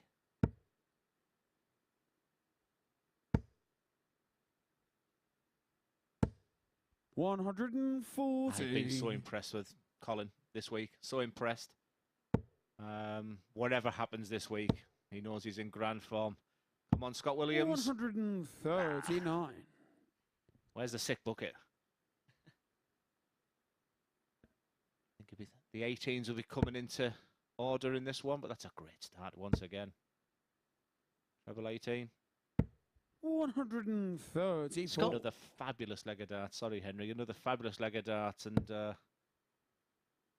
it's a pick 'em at the moment. Just ebbs and flows, swings and roundabouts. 58. You take one winner, it Colin, you changes. require 128. Scott Williams, who has 5 darts into a perfect leg, may not get a dart at double if this 128 goes. 74 remaining. Yep. Double 10. Game That shot is in the incredible third from leg. Colin Osborne. Colin A Osborne. 128 finish on the back of a 140 and a 134 to lead 2-1 with Scott Full Williams Scott to throw hot on his first. heels. 5 perfect darts into the 9. He didn't even get a go at a finish. The last 3 games, Colin Osborne 103.27, 100. Matty Dennant 102.90, Nathan Girvin 105.87, Sebastian Bialecki, 100.15. Currently, you're watching 99.13 from Colin Osborne, 98.40 from Scott Williams. 83. This competition is hot. This Group B is steaming. If you watch this, say, a 98. Premier League night, you would be happy enough with this type of standard. It's been really, really good. This has been world-class darts. Not just good darts, world-class. And these two are two of the world-class players outside the 128 tour card holders. Williams soon will be one. The trading blows, aren't they? It's blow after blow. 123. Just when you think there's a moment where someone's going ahead, someone pings in 2 trebles. You just can't take your eyes off this game. I'm going to make a prediction, Glenn. If Scott Williams hits 2 treble 20s, I reckon he goes blind for the fat one. Come on, do it. Come on, do it. 140. Let's down, Scott. This is great stuff. All Colin can do is take that odd number off. He likes that position there. Already he's thinking of the next leg now. 47. Scott, He'd be you confident require that Scott's going to 40. hit this tops. He's going to be confident that it's going to go to 2 each. He's done it again. 8 double 16. 24. And he goes inside, but Osborne back on 2-1-2. We're going to have to go full board now when Williams is on tops and the opponent's not on a finish. I'd be keen to hear the thoughts of what the people out there who are watching this think of that. But like I said, it's something I've done before, so it's no huge shock to me. 85. But when you do that, Scott, you sometimes you can look require really 16. stupid if you lose the leg. So he must ping this double 8. 2 4s now. Double 2. He's chasing around the board and you can see his frustration. Game's But it on will the be fourth turned leg. to elation Scott as Williams makes it 2-2. How many times that double 2 been hit today? It seems to be the double. Fifth leg, it's Colin to throw first. Game on. It's had a big effect on the averages in that one, but most importantly, in all these care, it's 2-2. It's a best of 3 slugfest right now. It's jab after jab. It's hook after hook. 60. Right cross after right cross. Only someone could have a timeout and have a chat with Alex Small about the best of 3 format. 43. Don't mention Alex Small to me. How many times have I said it's great to see him for the first time? And he just reminded me of a game that we played in Glenrothes together for the British Internationals. And I give him my man of the match trophy for that weekend. He said I've met him many times. So. 100. But these kids, he's gone from about 4 foot to 6'5", so that's my only excuse. 60.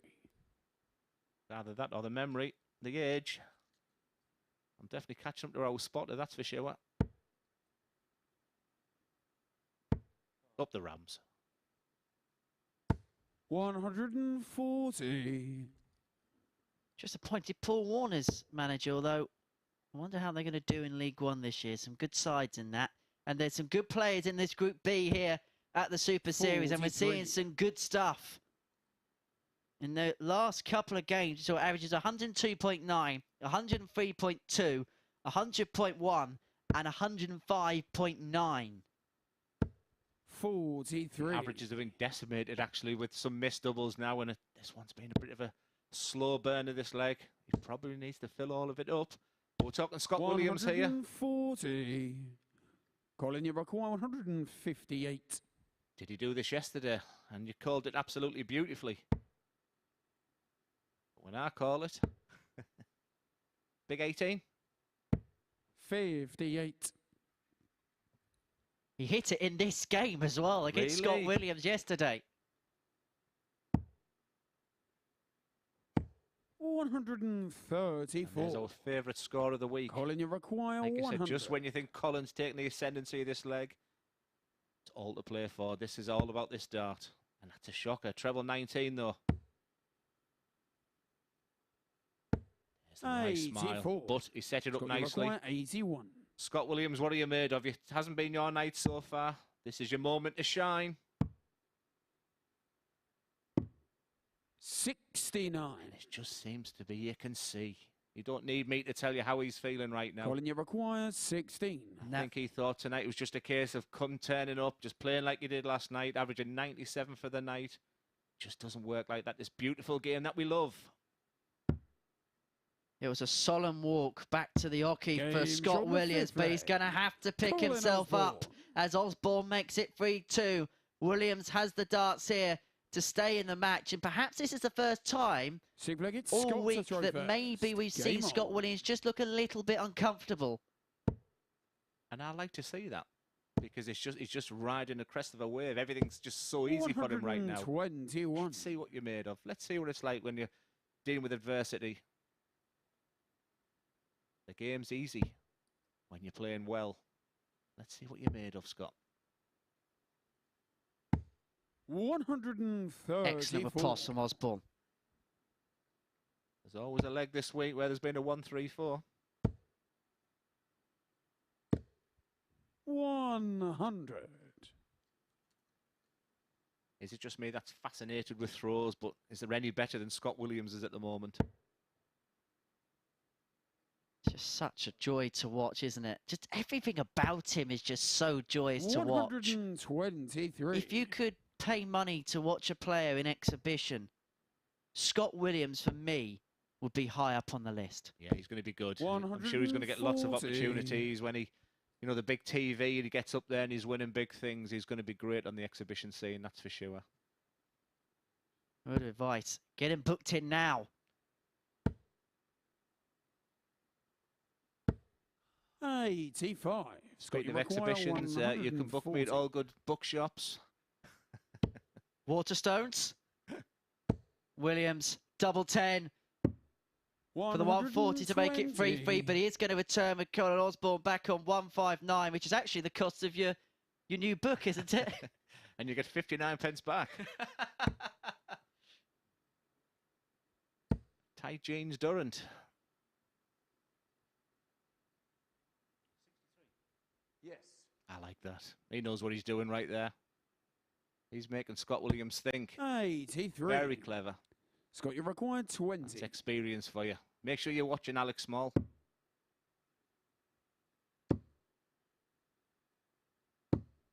Game shot. But Scott Williams will not play Colin Osborne's mind games. He'll get the double last iron hand, and maybe a little bit of mind games back as he slowly trudges towards the board to retrieve the double. Game on. I just think they're both scratching the head right now. It's just one of them games. But it's another last leg decider, and that's what this past 2 days has all been about. And this is where you find out. But like I said, it was Colin that beat Scott yesterday. It's his darts right now. He's a heavy favourite after them 3 darts. As I mentioned earlier, every treble in the last leg is almost worth double what it is in any other. And Scott Williams already is on the back foot hugely. Full advantage, Osborne. Never has there been a ton been so wanted here. You'd be really happy with that, but after that first dart, you want more, you get greedy. But he'll take that. Commanding precision right now. Williams needs 2 trebles. Simple as that. It's not going to happen at this visit. 60. And he's come up dry at the worst possible time. And Colin Osborne has got a huge advantage with the darts in this 7th and deciding leg.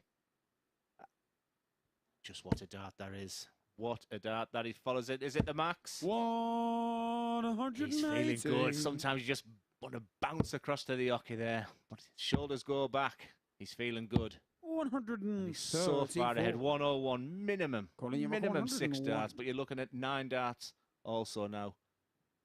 Just don't do anything stupid now. That's fine. Treble 19. Double 12 for a huge win. 77. Just go back, regroup. All Scott can do is fill this up. Osborne will return 93. for 2 points, which will see him go 2 points clear at the top of Group B if he can convert this double 12. He's got 6 at it with Williams lurking on 184. The T-side hits the double 12. He fist pumps there. He knows how big that win was. Colin Osborne 4, Scott Williams 3. The tail of the tape, 93.94 average for Colin. Very, very acceptable. And 90.97. A little bit short of his averages that he was doing yesterday. The crucial moment, 44.44% on averages for Colin. A big, big win. Osborne goes top of the table.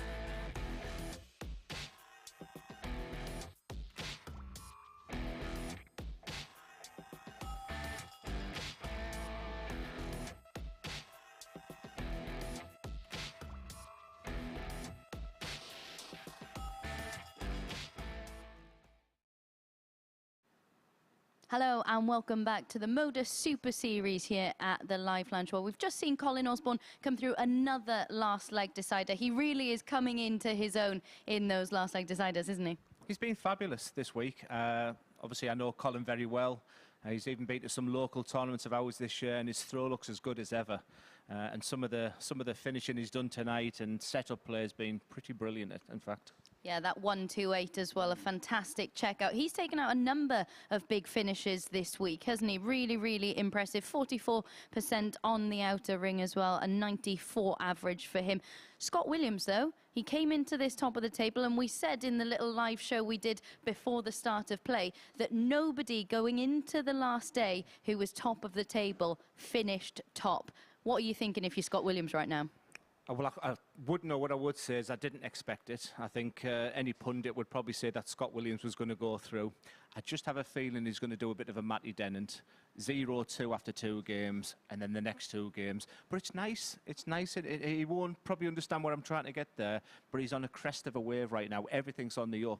Let's see what he's like when he's facing adversity, and you know, he needs to win the next 2 games now, and it's a different side of him that we're going to see. So intriguing what he does next. Yeah, it's similar to, you know, in other sports, isn't it? If your football team concedes, you see a different side of the team, and we're going to see that different side of Scott Williams. Maybe he's going to be more serious in his final 2 games. He has got Dennant and Girvin in those final 2 matches. It's going to be incredibly difficult. But just one word as well. Every referee I speak to, they say how Scott Williams is one of the most difficult games to officiate for, because he really does go some weird and wonderful routes, doesn't he? He certainly does, and he's quick as well. So it's not the fact that if you've got someone who's spraying the darts, treble 17s, treble 14s, but you've got to say that our MC's doing an unbelievable job. Yes, he's difficult, but it's a piece of cake for Owen Binks, that's for sure. Absolutely. So next up then, Matt Dennant against Białecki. Białecki has really come into his own in this group, and it was interesting, we were saying moments ago that Białecki in Group A, his finishing really let him down, but that's not been the case tonight. I've been impressed, and he's the least person we've spoke about, and that's maybe a fault of ours. He's 18-year-old. He's 18-year-old. Like I said, he's quite reserved, very quiet, does his own thing in the practice room. So many positives. I've been very impressed. And if he is to make it through to finals now, we've seen what he can do, you know, hitting a 9-darter at the UK Open, then just this year reaching the quarterfinals of the same tournament. He's going to thrive in that environment, isn't he? Absolutely, and there's absolutely nothing between them 5 players downstairs. It really is a difference of a wire. Matty Dennant goes into double 7 instead of double 16. It's just small margins right now. All 5 players are playing really well. It's game on. Absolutely, it is indeed. It's perfectly poised. Let's get into our next match of this evening's session. Thank you very much, Abby. 6 more each. Try and pick 3 players from here, because I can't. It's going to be really intriguing to see as we head towards the conclusion of Group B here at the MODUS Super Series. 4 players locked on 6 points, and if Matt Dennant gets victory here, all 5. Sorry, yeah, apologies there. Colin Osborne obviously got onto 8. My feed has just refreshed. Williams, Girvan, Bialecki will be on 6. Dennant would make it 4 players onto 6 points. It's been a long couple of days, but he would make it onto 6. Okay, and like it's Matt to that would throw make first. things Game look on. more comfortable for Colin, who got the better of Scott Williams in our last match. And hopefully, Glenn, you can read a little bit better than I can. Sorry, I missed that there. What was that all about? Sorry, I apologise. 140.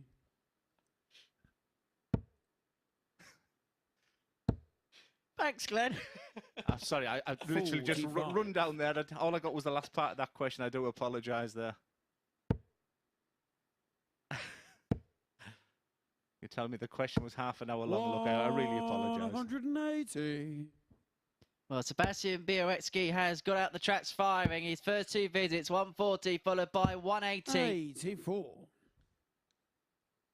Yeah, Sebastian beat Matt. This is when we had real doubt about Matt's game yesterday, when he was on a 0-2. But we've just been chatting about Sebastian upstairs, and wow, he's come out the traps like a trap 4 here at Sunderland. He wants 44 after 9 darts, averaging 152. This is a great start. We haven't spoke enough about this 18-year-old. He's got what a future he's got. Lovely attitude, 11 darter. Sebastian Bialecki. We're talking about him now, that's for sure. Great start to this match. There's not much not to admire about this supreme young talent, Sebastian Bialecki. A man who made the quarterfinals of the UK Open, as you rightly mentioned, up on the balcony a few moments ago. And is he going through the motors here at the Super Series? 100. Yeah, the gears are there. Again, I was keen to watch what Matty was doing there. He seems to be sort of looking around. Just seems to have lost his focus there a little bit. I think he'd be more frustrated because he was really on a high as I went, you know, back to the hotel with him last night. I think he's going to be super frustrated the way tonight has gone.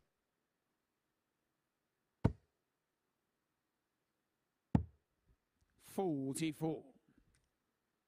It's been an incredible night of darts already, hasn't it? And you know, being a pundit is not the easiest thing to do. 59. But Sebastian's barely been spoken about, and all of a sudden now with a victory here, he would go up to 8 points, and he would be looking really good for the place tomorrow night.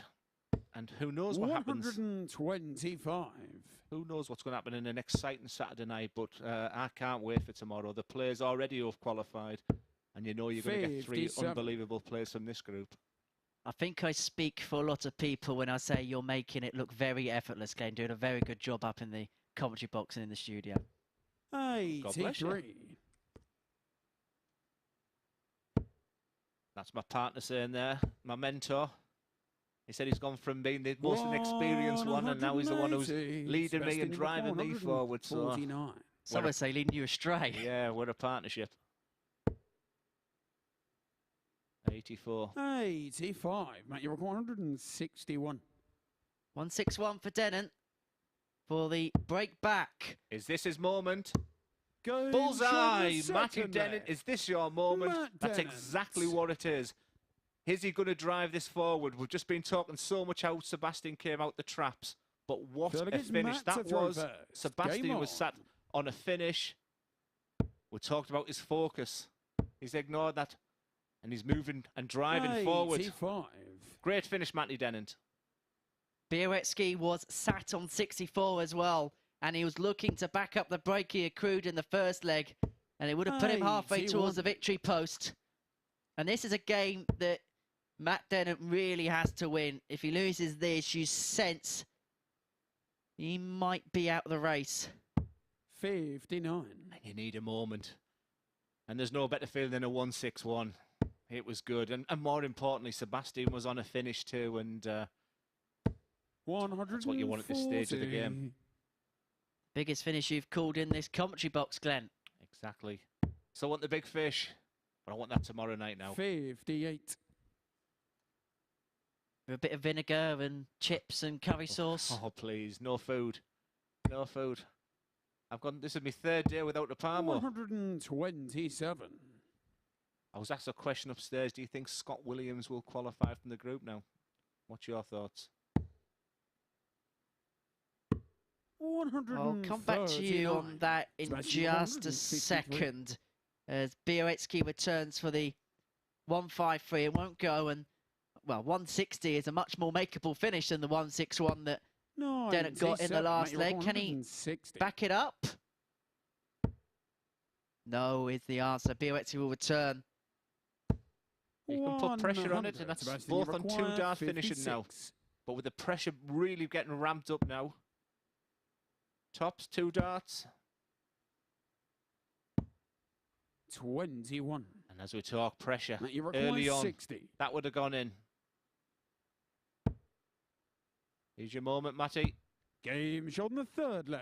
He sinks Matt that double Dennant. top in for a 2-1 lead. Sebastian came out with a flying 11 darter, but Matty's shown the frightened spirit that he's well renowned for Sebastian and to leads throw this match 2-1.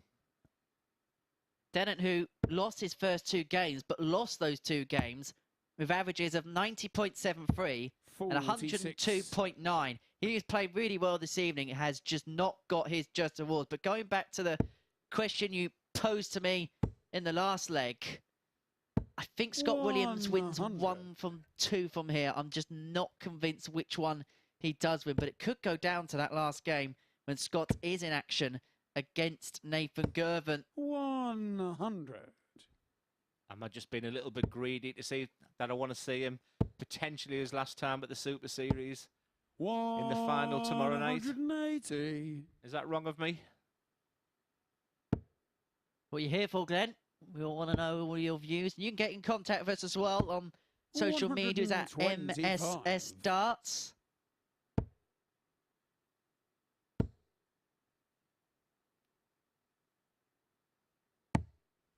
$44. The change of direction here from Matt Dennant. It's just been incredible. It's just amazing what that 161 finish can do for you. They're 2 stinkers, but he has to stay there because it does leave the big 170 finish. Matty Dennant will be looking at a 137 here to really set it up. Needs a treble. 43. But not the treble So you one. require 170. I've been won this all week, Sebastian. And everyone keeps going in a 5. 45. Is that in tribute to you, Dazza? Absolutely. That you require 134. 1-3-4 for Dennant for the break and a 3-1 lead. Remember, Białecki was left on 64 to go 2 legs clear when Dennant took out the 1-6-1. And Białecki returned the favour with a 1-2-5. Much more makeable checkout. It's going to be all about the bullseye. 25. Back we go to the red bit. Absolutely incredible. Sebastian Bialecki. How about that? When one player has threatened to go clear, the opponent has found something inspired. And look at that show and sportsmanship from Matt Dennant. And even some emotion from the guy with ice going through his veins there. I so wanted him to do that blind. What a finish. 60. A 1-6-1 and a 1-2-5 on the bull. What a game. What a night. 83. And this could just be the hors d'oeuvre of our darting week here at the Super Series. We may still have the main course, the 4 a la carte. Can you stop talking about food? I am starving. Just trying to see, is it a doner kebab tonight or a chicken kebab? That's my only decision right now. Has to be doner, doesn't it? 134. Our favourite score of the week. 1-3-4. It's advantage Dennant right now. Who'd have said that after that opening leg? Really has ebbed and flowed this game, which has made it such a fascinating watch. And Dennant has 6 on 182 to open up a 3-2 lead. And as you rightly said, it's a must-win for Matt Dennant. If he loses this game, I think it pretty much takes away any chance he's got of qualifying. You just sense he's got the bit between his teeth right now. 43. Matt, you require 48. 48 for 3-2. Double 16 he wants. 60. But he will return. No real pressure. It's up to Sebastian now to at least 2 trebles. 45. Just feels like it's beginning to 32. go away from this game. And remember this, Matty Dennant 3 darts to double 16. Matt Dennant. I'm still having nightmares about him hitting that against me if he'd have done it. But like Uncle Albert, I never talk about it. It's Sebastian to throw first. Hopefully you know the difference between gravy and coffee granules. Yeah. 134. I'll forget on the Woody Fools, I can be here all day.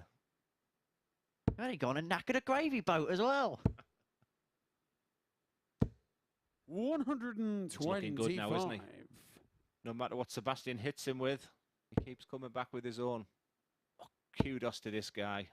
Wonderful. Beautiful. Superb maximum from Sebastian Bialecki. And just the smoothest of glances towards the scoreboard. No celebration. It's business-like from Białecki. And he's 187 points away from taking us to leg 7 once again. He's cool, isn't he?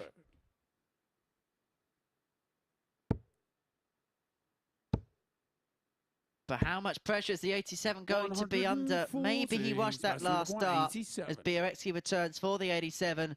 4-3-3 for a last leg decider. Doesn't have to chase the bullseye, so went along to the 18s.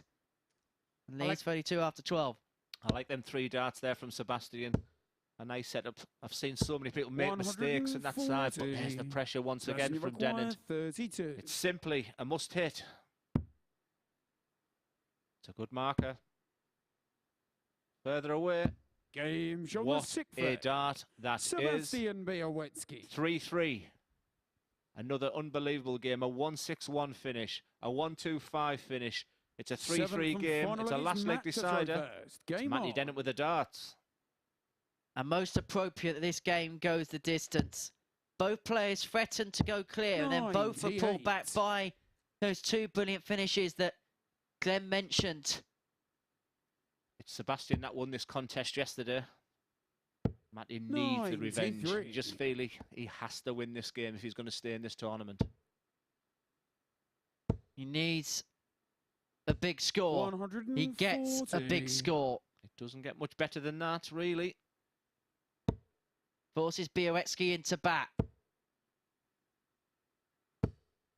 Quality. 100. Still can't split these two. Dennant's going to have to go downstairs now. Finds the treble 19 and leads himself on 167 after 9. That is superb in a deciding leg.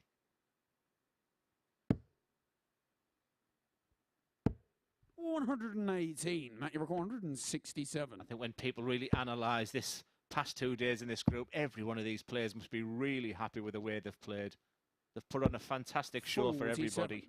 Everybody watching, but he's a chance, a tiniest of openings here for Bialecki. Can he take full advantage?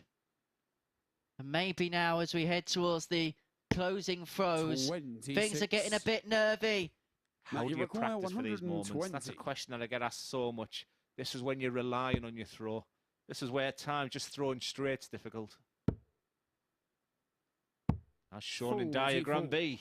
Sebastian, you require 164. Well, it would be so typical of this game if Bialecki was to win it on a 164. Treble 18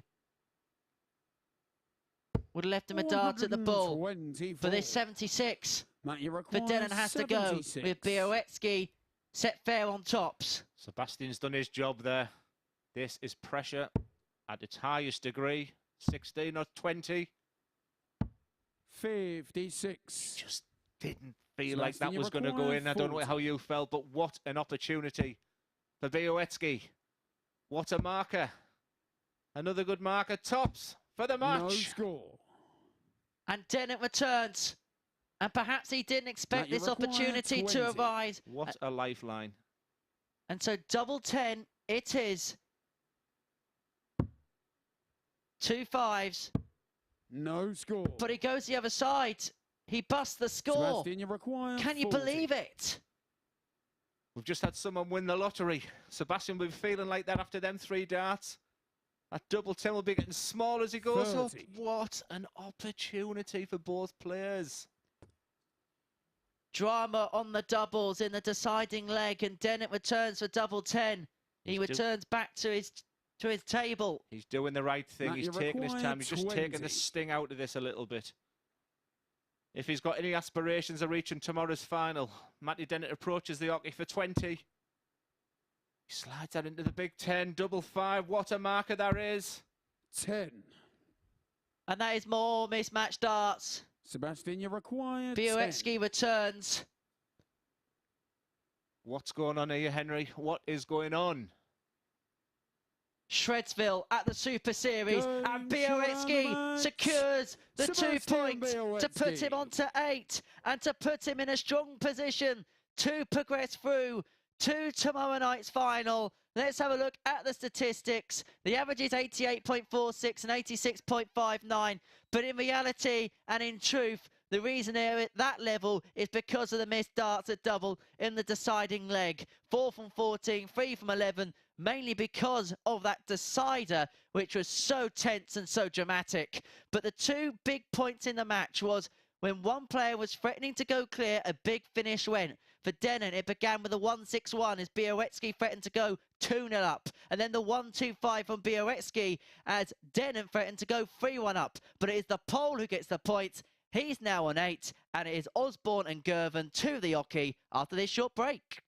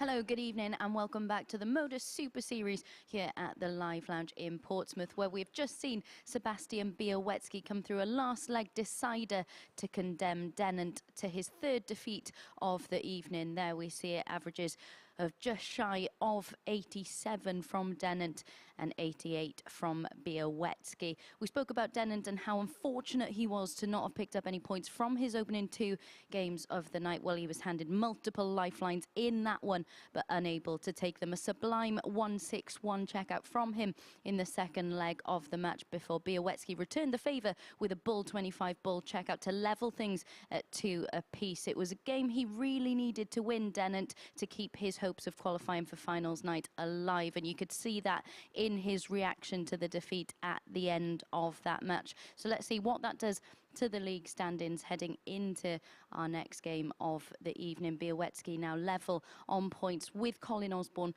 both of them on 8. As you can see, though, Białecki with -2 in the legs difference column. Next up, we have top against 4th in the table. It is Nathan Girvin, who came out on top in this one yesterday evening. Both of them have won their opening 2 games of the evening session. Of course, only one of them can pick up the 2 points in this match. Let's rejoin our commentary team for this one. Thank you very much, Abby. As you rightly mentioned, 2 players that are perfect here on Friday. Nathan Girvan really is making the charge, isn't he, this evening? Was on 2 points overnight, now on 6 after winning his opening 2. Colin Osborne, along with Sebastian Bialecki, on 8 points. And Scott Williams, who started the evening top of the table, is now looking nervously over his shoulder. It's been an interesting night. It certainly surprised me. Maybe the form of how Nathan's played tonight. Feels like it's Colin to throw the demise first. a little bit of Scott Williams. Game on. An intriguing game, and certainly the form players are playing each other. I think the motivation here for Colin Osborne, you feel, as if he wins this match. I mean, he will go to Saturday night 10 points. It seems to be the holy grail of qualifying, so he'll be feeling good about himself, knowing exactly what he needs to do to get through here. So he's good at snooker, darts, yo-yos, and now juggling by the looks of it, where he's holding that dart there. 180. It's been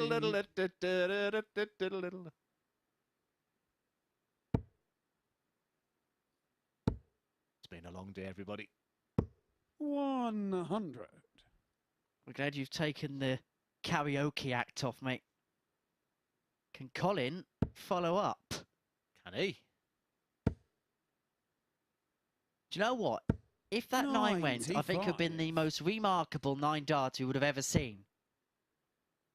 I think if the 9 darter goes, I will do some Strictly Come Dancing in here and dance like Tony Adams did tonight. What do you think?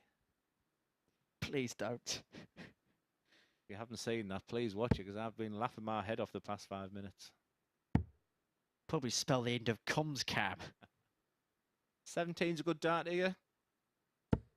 59. Trusted 20 bed, and he gets him down to a finish. Super impressed with Nathan tonight, and real focus. This is a big game for him if he's has any aspirations of qualifying tonight. 60. Colin, you require 100. So 6 for Osborne from 167 then for this opening leg. Can take his time and can pick his route from here.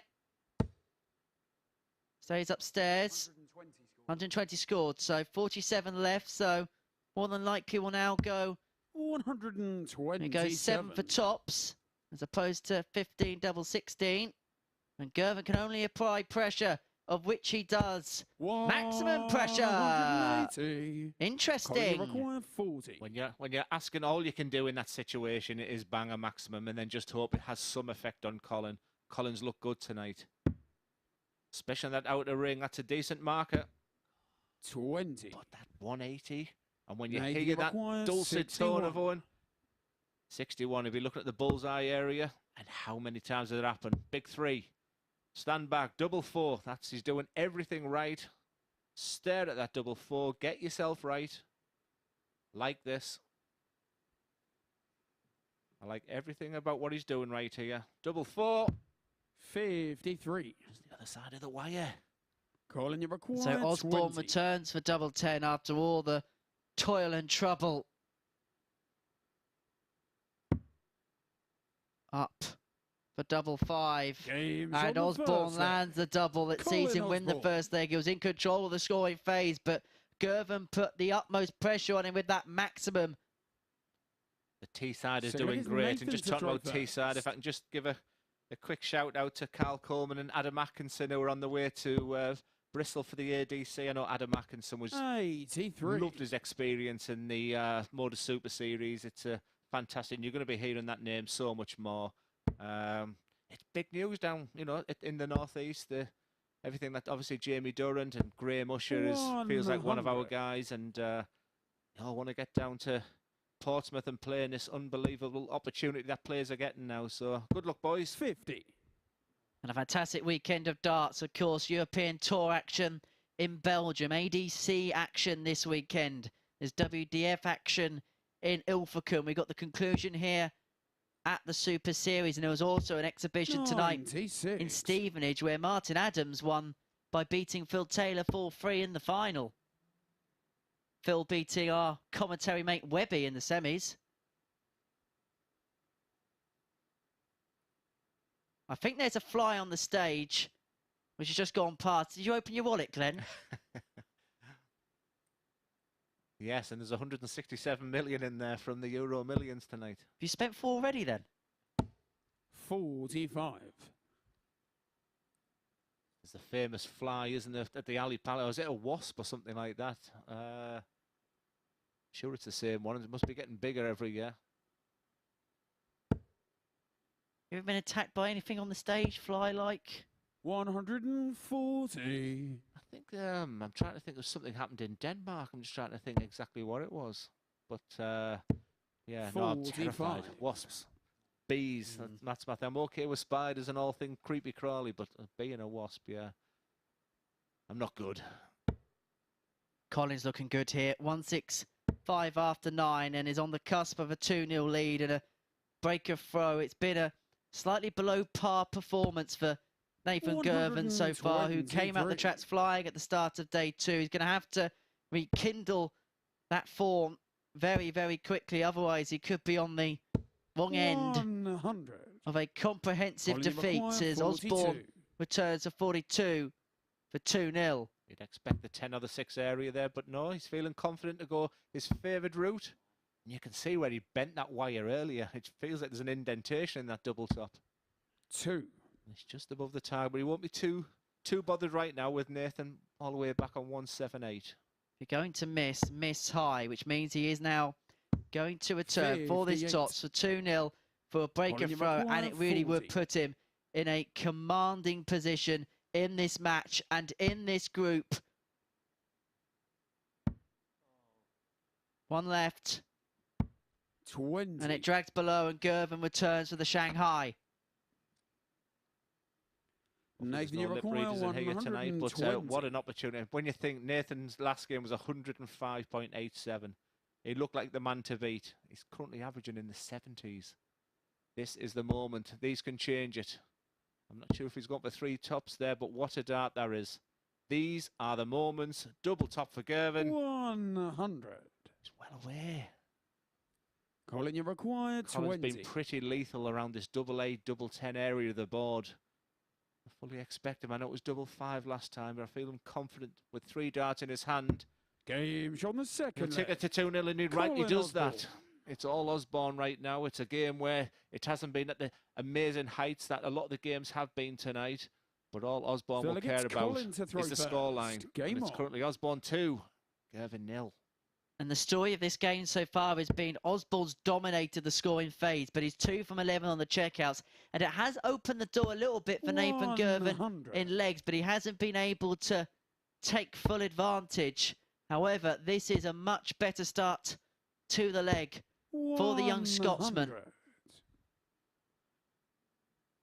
People must be watching. How can you go from averaging 106 to really struggling? But that's the game. That's the game that we do. It's the game that we love. And you know, there's only so many people who have mastered the game. And you talk about Phil Taylor losing to Adams there, but Yeah, what a night that must have been in Stevenage. It looked like there was a huge crowd there. 123. I'm with Phil next week in Germany. And Mr. Paul Starr as well, so we'll have a great time there. It's great working with the governor. Will it be tungsten time over in Germany? 121. You're getting lots of Glenn, you require 170, and I'll do it blindfolded, and he'll be shouting game shot to Scott Williams.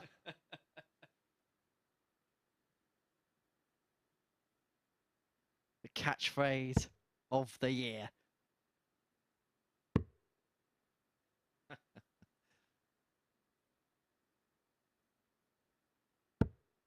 Leave that 170 there, but it's still advantage Girvin in this leg, even though he's still not on a finish. But he needs that treble. 94. Crucial last start. Colin, you but require 170. can Colin catch the fish? Wouldn't it be apt? The Teessider, or the Teessider commentator. There's the first one. That's sitting really nice for him. 80. Oh. 130. Oh, no, you're teasing me, Colin. There's no need. It's great, by the way. I'm getting lots of messages on my social media from fellow Teessiders saying how much they're enjoying seeing Colin get back to his best.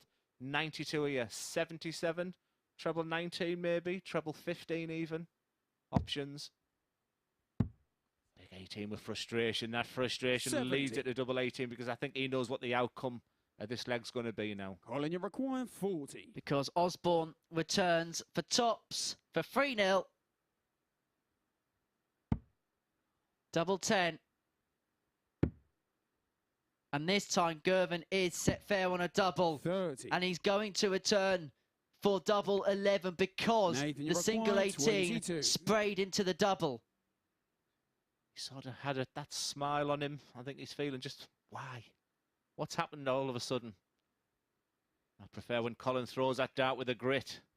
Double 11, not the easiest. You're always worried you're going to split it. And he's done it again. He stood back last time. He was just a little bit outside the outer ring. 40. I think that's exactly in the same spot as he throws his arms in the air. Colin, you require 10. Colin for a 3-0 lead, and it's not often we've said that this week. Do you go straight for it?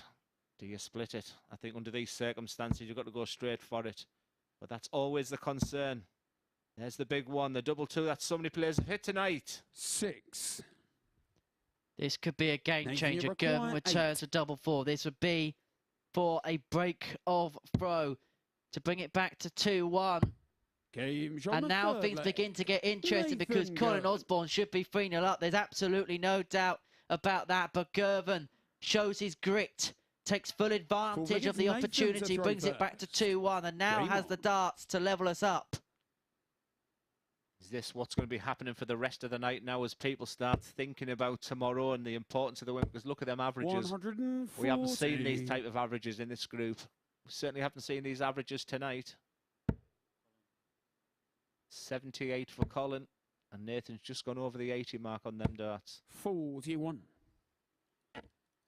Sometimes you can just want it just a little bit too much. 128. Excellent visit. 140 followed by a 128. A really good start to this leg with the darts. You've got to think Nathan's mindset right now was he was dead and buried. He was out of it. Now all of a sudden he's seeing Colin struggling. He's well ahead in this leg. And this can get him back to Desmond. It's well on the way now. 87. Although that is a slip. It's not a disastrous one with Osborne all the way back on 3-6-4. Even a max wouldn't leave him a finish, but he would love to have left it a little bit more handy than 1-4-6. But he has left a finish after 9. That's the important thing, and he's going to get 6 at it. May only need the 3. Went across to treble 18 there. 68 left. 87. Tell me why. Tell me why you don't go for treble 20 there. You've just hit the double 4. It's plumb. Those dart players, you just, honestly, sometimes you can just walk to the hockey and change your mind. The important thing, he's well ahead of you. He's on a 2-dart combination finish for 2-2. Big 19. Tops. Nobody's been hitting tops in this match. Commentator. Game shown the full Exactly. flag. Exactly, Plum. Nathan He's back Girvin. in this game. A lovely finish there. I think he's as surprised as anyone that we've gotten to 2 each. He was nowhere near Colin early in this Colin to match. throw first. Best Game of 3 on. now. And maybe come the end of this evening when you're up on the gantry with Abigail Davies, we may be replaying those darts at double 10 that Colin Osborne had for a 3-0 lead, which came and went. 140. Or are we going to see another spurt from Osborne? It was the smile he had on his face as if to say, everything's against me. Colin is at his 94. best when he grits his teeth. When he punches that air when they go in, that's when he's at his best. He won't like that. The wheels are 36. falling off all of a sudden for Colin. He needs to find it back, and he needs to find it back very, very soon. Because he's got a young Scotsman right behind him now who's smelling blood. 57. And may I say, early on this evening was not too afraid to rub salt in our English wounds following the football result either. $85. Southgate out, you said, wasn't it? I'm staying out of it. Eric Dyer and Harry Maguire in the same team. But don't talk politics, Glenn. Don't talk football. 60.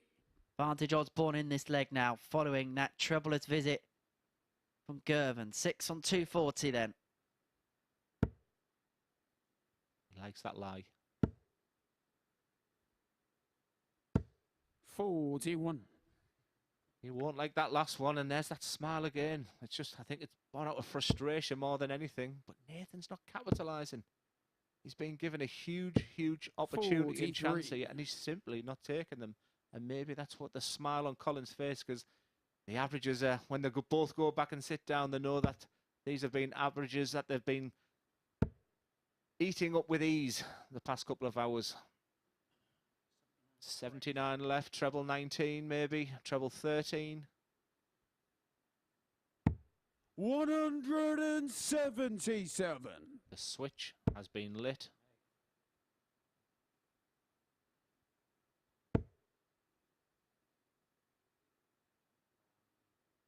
Girvan's just got to think this one out here as the fly returns to the stage.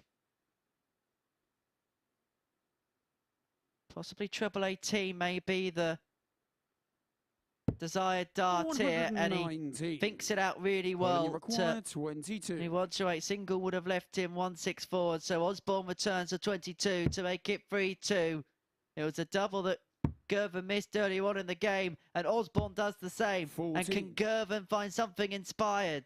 He's not happy. He flicked that switch, but he's turned it back off now, Nathan, and you require he's the opportunity. 128. It's been a bizarre game, this one.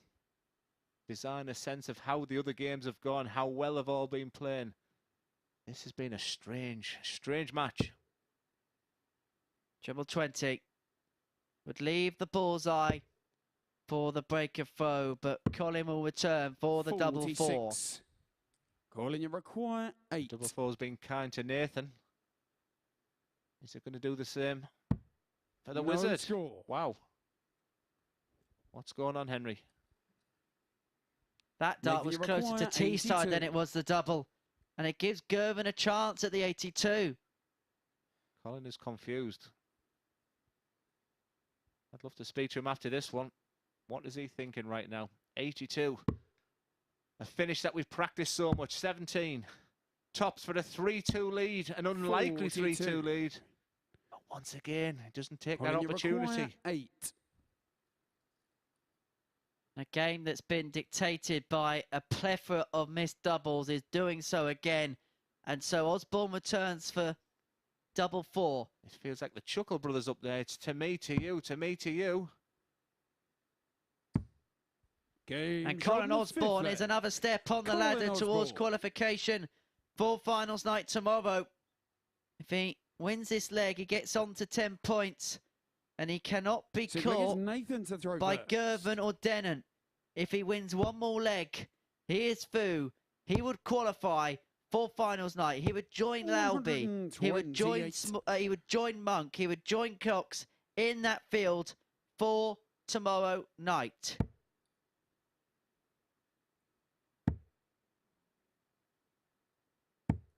$96. And remember, you can join us for that final.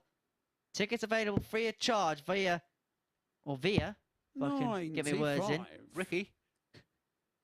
Dartshop.tv for your free tickets for tomorrow night's finals. And I think you should join us because I think it's going to be good. 95. I'll even do you a karaoke song if you're good. What if we're not? I'll do two. 118. Should we do a duet, Glenn? Especially for you.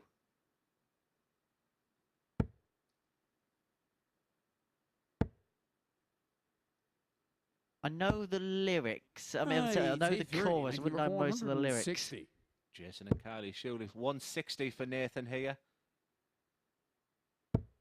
I'm going to predict this is going to go all the way 60. again, and there's going to be a barnstormer of a last leg because this has been pretty horrible. We're nearly 20 minutes into this match. Both of them won't be enjoying what they're seeing. They're just spraying all over the place. Even when you throw the perfect first dart. You require 100. The 70 there. Again, this is all about the first dart. Perfect, plumb. Game tops. on the sick flag. Now try and work that out. They're Nathan both Girvin. playing absolutely rubbish right now. And then you get 100 and you go bing, bang. What a game this is. 7th and final leg. It's Colin to throw Hugely first. important. That's what Nathan Game must be on. thinking to himself. What a chance you've still got here.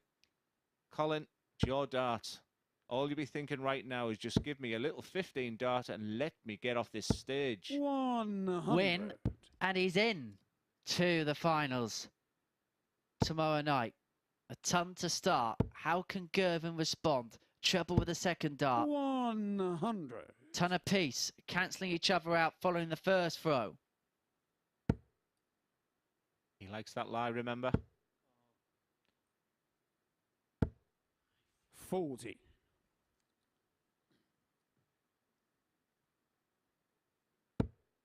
Opportunity knocks for Girvin. 58. Doesn't take it though. This has been a grueler. Said opportunity knocks. It feels like another programme from that era. A bit of a blankety blank from this pair. 100. But in the end, it's just about the 2 points. That's what the focus must be. 128. Them type of visits, right now, they're priceless. Absolutely priceless. Advantage Osborne, very much so now, following that first treble and the second treble. Time to perfection is that maximum. 180. And Nathan Girvin's going to have to do something fairly similar. Where on earth has that come from? And so 81 45. to book his place Colin, in you tomorrow require night's 81. final. Colin Osborne is on the brink of progression through Group B. Treble 19 for double 12 for Colin Osborne. Now 2 sixes.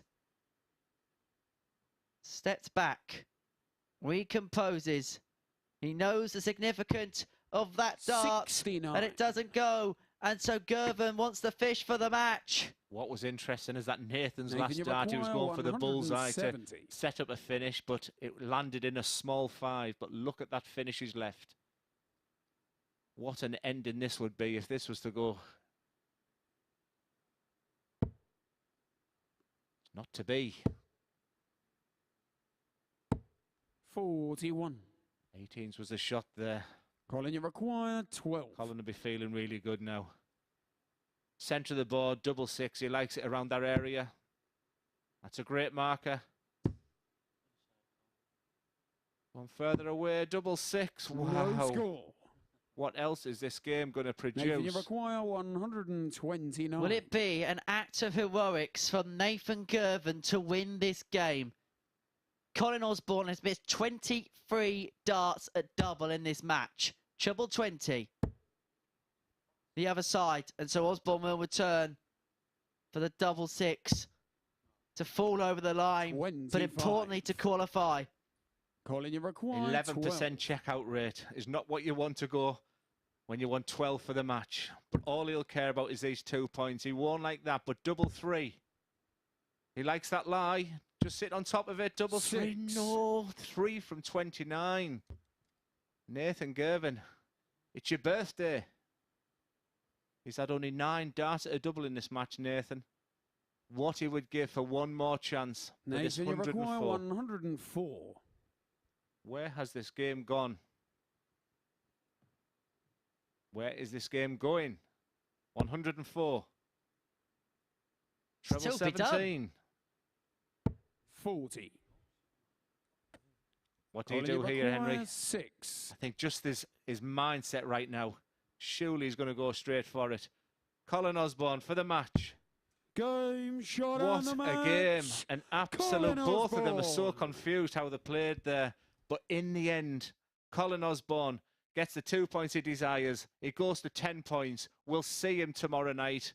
And that's all that matters. Tail of the tape, they won't want to hear this. 76 average for Colin, 80 average for Nathan, 13% on the checkout for Colin Osborne. But it's a 4-3 victory, and Osborne will see you tomorrow night.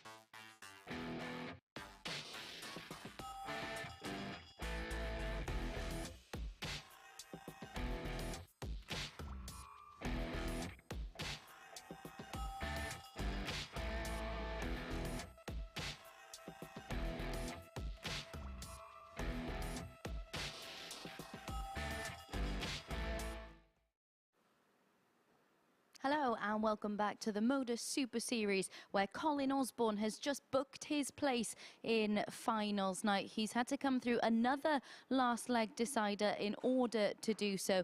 Neither player at their best in that one. Nathan Girvin, things just not clicking consistently for him in what became a very edgy encounter. Colin opened the door for Girvin with missed doubles and bust scores. The Scotsman showing his grit to win a scrappy third leg before a ton checkout to force a last leg decider. As you can see, that the highest checkout of the match. But Colin Osborne coming through in his third last leg decider of the evening. He, of course, joins Lee Cox, Danny Lauby and Aaron Monk in finals night, which is, of course, tomorrow evening. We'll take a little look at the table for confirmation of that. He's the only player in double figures at the moment. He is certainly through, but who will join him? Scott Williams, of course, started the evening top of the table. He's still looking for his first win of the night, as is his opponent, Matt Dennant.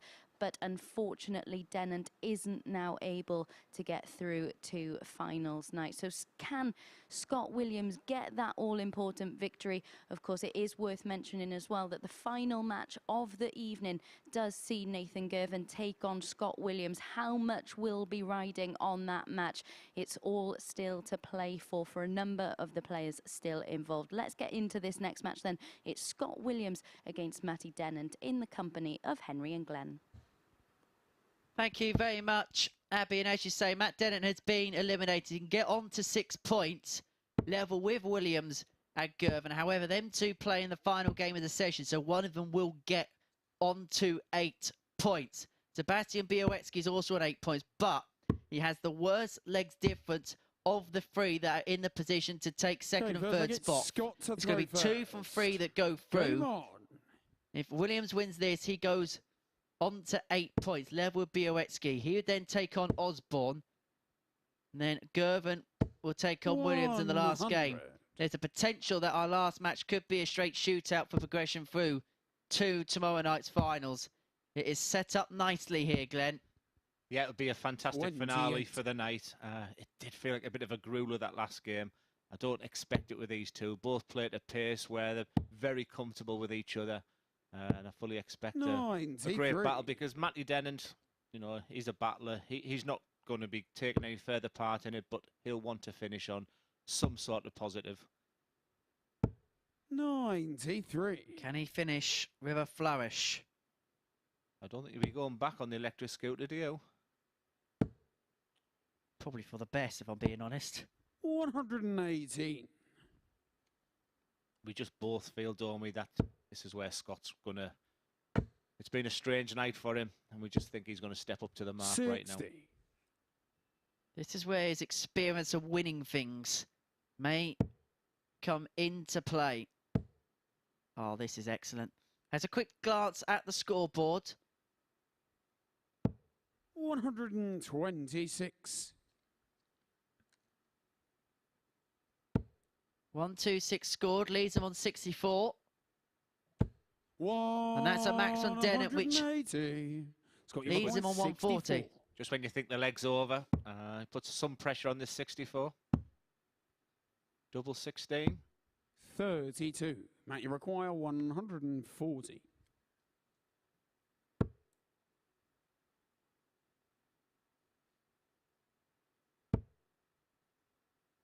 And so Williams 60. returns for double 16, Scott, you with require dart 16 32. to take the opening leg of this Gauge match. on And the there it first is, leg. for Scott Shaggy Williams. in one. He leads Dennant by a leg to 0 as he glances up at the gallery, looking at something for divine inspiration. I think he was showing off some of his dance moves to Owen Binks before this game got underway. And it was no does a shuffle, though, was it? But he'd be delighted just to get off the mark right there now. But I'm just happy that Matty Dennant's just putting in a really good show. It was tough to see him on such a high last night. He was the first player in here. 41. I genuinely think he felt he was going to go all the way tonight, and it just hasn't worked for him. But he's got that journey home tomorrow, and he'll just want 93. to finish here on a high. And that's exactly what he's given us. The reason behind the yellow mantra for Scott Williams is 140. from Boston. He's a huge Boston United fan. playing the Vanarama National League North. They're actually dropped down 2 leagues back in, I think it was either 2006 or 2007. They were relegated from League 2, but fell into some financial troubles and then were not allowed to participate in the then football conference. He told me he was a Newcastle fan. Hey, tier 1. That's why I went off him. Sure, I've read somewhere about Boston. Maybe he supports them both, maybe. Well, he said he's a Newcastle fan, but he didn't show me his 6 toes. So we'll... that's great darts once again from Matty Dennant. It's quietly and effectively getting on with this thing. 77. Matthew requires 66. 66 to level us up. That's a 12, so that's not actually a disaster dart because Tops is calling for Dennant, and Topsy gets to level us up at 1 apiece. And so Williams has the darts. A worrying shake of the head there from Scott. To throw first. I think we both thought he was just going to steamroll his next 2 opponents. Well, I certainly did anyway, but it's been far from that all night, and he's definitely not himself. Hey, tier 1. Well, I'm intrigued you wore Newcastle shirt around Portsmouth this afternoon. It's a city that doesn't take too nicely to other club shirts being worn. Really? I don't see many Man United or Liverpool shirts around it. When I think of Portsmouth, I think of Harry Redknapp, Yakubu. 60. Great times. Great memories. FA Cup winners, yeah? 2008. Yeah. Kanu. I'm not going to say his first name, but Kanu with the winner. 55. Yeah, it's a bit like Middlesbrough, the Carling Cup. Job. Joseph Desiree Job, is that right? I fancy having Job as in Middlesbrough. Yeah, that's an interesting one. UEFA Cup final back in those days? Yes. Eindhoven, what a place that was. He's going to have to go downstairs with the last start there. Scott's got a very easy job what to do. He knows exactly what he needs. A 140 would be absolutely perfect here. Just sit that above that. 140. Exactly what he does. Matt, you record 160. I love the release of that last start. It was full of purpose. A 161 earlier for Matty Dennant really sort of lit up the fire, but not on this occasion. 40. Tops after 12 for Williams. Game shot on the third. He converts. This time he went straight for it. This time it went straight in, and so Williams leads by 2 legs to 1, and Dennant then has the darts in leg 4. They're cancelling each other out so far. Yeah, this will be the opportunity to try and break now. That'll be his thoughts there. But when your opponent's hitting the treble 20 that Matty's doing right now, 177. Very, very tough to do. And he had to run for cover there. Those first 2 trebles. 96. I think if there was a slight gust of wind, would have been knocked out. 93. A lovely last start there. Does look like it's going with throw this game. 119.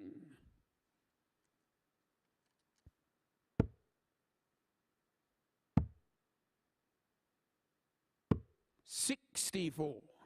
Good use of the board. I say so many people good thinking all the time, using that bullseye just to get you down to a finish, because when you've got someone like Scott, he can go from 286 very quickly down, so you've got to maximise your opportunities, and the 167 is what he's looking at. Does he go for it? Stays upstairs. 83. Considering he's not going to qualify, it would have been a fine moment for him, but that just shows the professionalism of the lad, and he played the percentages.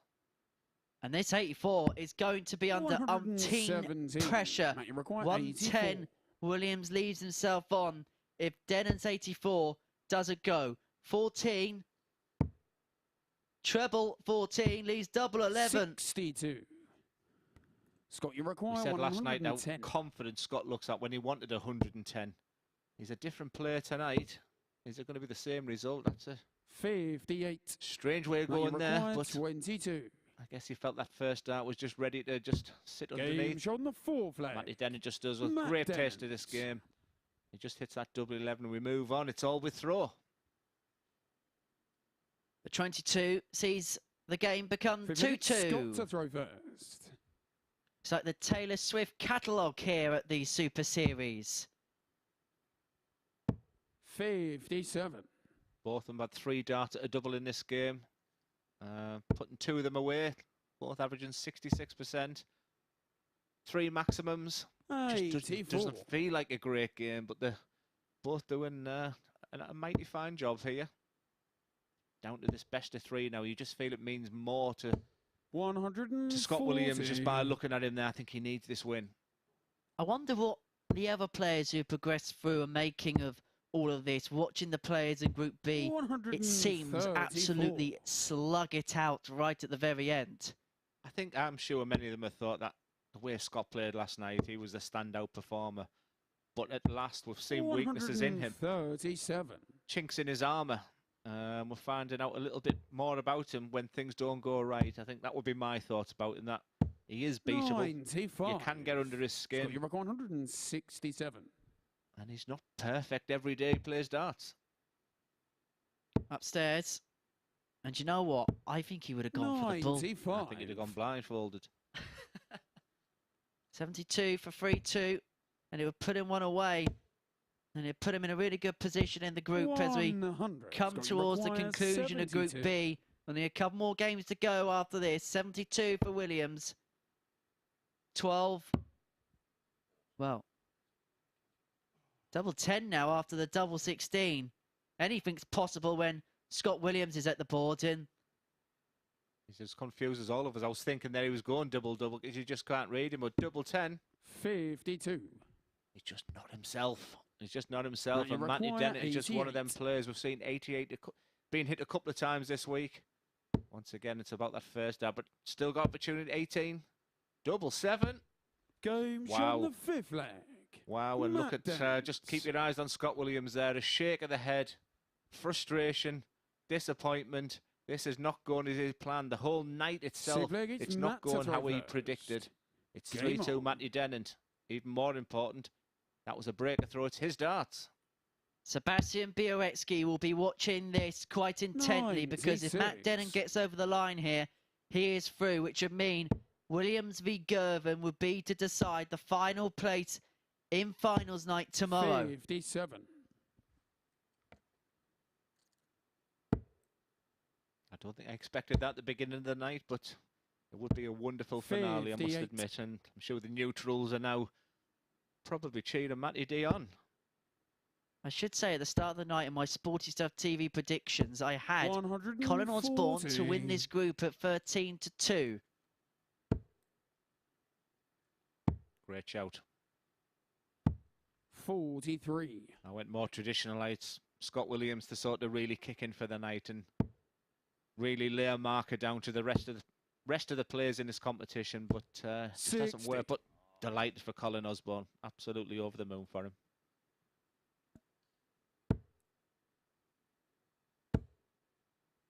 Of course, Białecki, I believe, can knock him off a 95. top spot with a win. They would be on 10 points.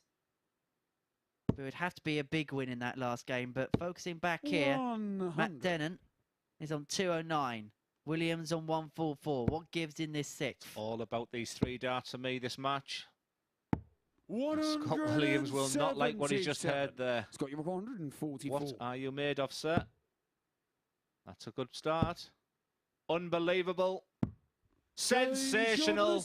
That is what Scott Williams is all about. 144 with Matty Dennant sat on 32. You talk about game changers. Białecki's probably got his head in his hands right now. It's 3-3. Scott to throw first. Scott Williams to throw first. Game on. How about that for a moment of defined inspiration? Matt Dennant hits a 177 to leave double 140. 16. Williams takes out the 144 and starts this deciding leg 140. 96. Matty Dennant be thinking, did I kick a cat earlier when I was on my electric scooter? This is better. This is the Scott Williams we were all expecting tonight. There's just that added focus. There's just that added class. There's just that added gear. We wondered whether Williams would 96. find something when the finishing line became apparent. Well, in this particular match, it proving to be a case in point. 181 after 6. He had a glance back at the scoreboard. With Dennant back on 309, he decided to 43. go down. Bit of a mess of that last visit. Leads himself 138 after 9. Dennant heads downstairs on 309. 139. It's got This your isn't over yet. 138. It's Della against the big fish. This would be 58. incredible if the big Make it fish record goes. 170. Even not the 80 is not a give me. Wow. Wow. Oh. 128. Scott, you require 80. Scott Williams' heart would have been in his mouth. Sebastian Bialecki's heart would have been in his mouth. Williams has one dart at tops. Go to win. shot on the match. Somehow, Williams. some way, Scott Williams has won that match to put him on to 8 points.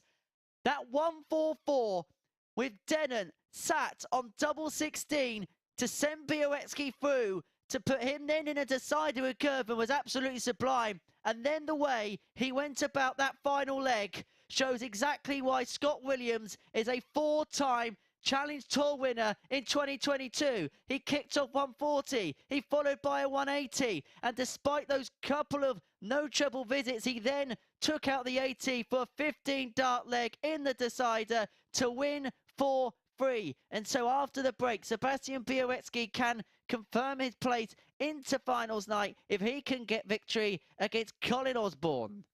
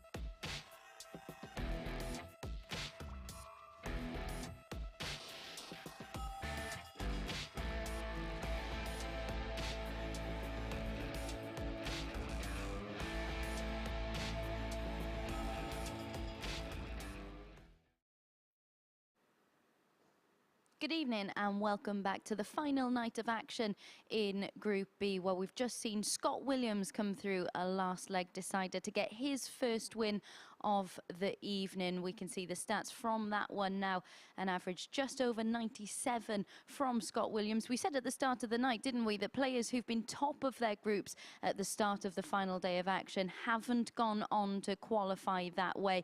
We didn't think we'd be saying the same about Scott Williams, but we very nearly have been, but much better in that game. Over 66% checkout success in that one. We can see what that does to the table heading into our penultimate game of the evening. Of course, we know that Colin Osborne, who is up next, has already qualified. Sebastian Bialecki, his opponent in this one, can book his place at finals night if he gets the 2 points in this one. This, our penultimate game of the evening. We've still got a blockbuster to round off the evening as well. It's Scott Williams taking on Nathan Girvin to book their spot in finals night. So all to play for going into the final 2 games of the evening session. Let's head into this one with Henry and Glenn. Yeah, thank you very much, Abby. And what a conclusion we have to Group B. It might be 1 o'clock in the morning, but the drama may only just be beginning here at the MODUS Super Series. And in less than 24 hours' time, we will know who's actually going to be the victor. The players who make it through will be playing the finals today. That makes me feel better. It really does. But if you think we're tired, you know, them players are up there. But, you know, they look comfortable. Big moment now for Sebastian. And Colin be feeling good because he knows he's qualified already. But he can still make a difference in this group to other players sat in this practice room to my left. So, just to confirm the scenarios. If Sebastian wins this game, he is through. If Sebastian loses this game, Scott Williams will go through because of a superior legs difference. If Białecki harbours ambitions of topping the group, he needs to win to zip. Hopefully that is as clear-cut as possible. It is.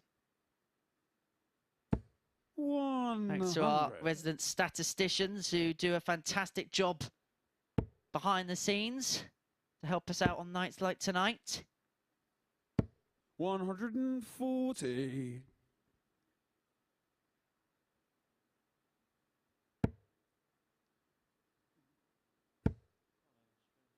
How do you think Colin's going to feel right now?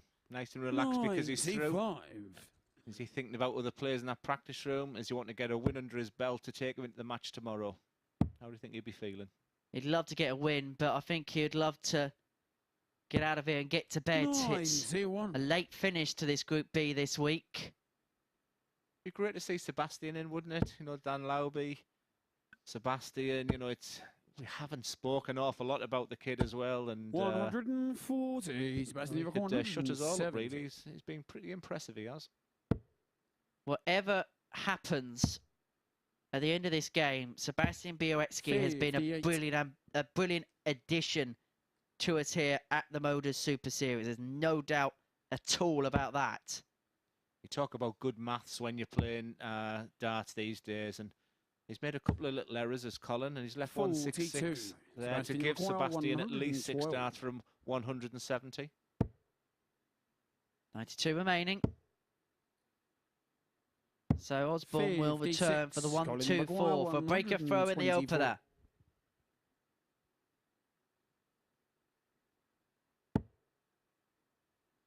Trouble 18. 56. Sebastian, you require 56. Nobody's let us down on these 56 finishers pretty much all week. It's coming to the nitty-gritty now, and that trend continues once more. Fabulous 2 darts there from Sebastian. Exactly what he wanted. He holds his throw. Second leg, it's Colin to throw first. It's over to Colin to mirror that. What would you do if you're the 3 players through? I know we finished Group B quite late on a Friday, but this is going to be a slightly later finish than normal for our players as Osborne fires in the first max of the match. They're used to, yes, it's a late finish, but they've got all day tomorrow. And like I said, someone like Colin Osborne, you know, has been there and done it. He's He's won tournaments by playing on a morning and then having to come back on that night. You know, he'll know what's best for him. Someone like Sebastian, it could be more new to him, but he's young. You know, they won't be getting tired at this stage. They're just living off the adrenaline, the nerves, the excitement. They'll all be different. Bit like you at the minute, Glenn, isn't it? I'm working on the adrenaline right now. 180. ... And the coffee. Yes, the coffee club in the evening sessions is a very popular part of the Super Series staple diet. Absolutely, I'm learning that quickly. With 2 quick maximums there from the players. 81. And that's a killer last dart there. Sets up a 2-darter for the Wizard. But how much pressure is it going to be under? It's back-to-back from Białecki. 180. Colin, you require Superb 100. on the pole.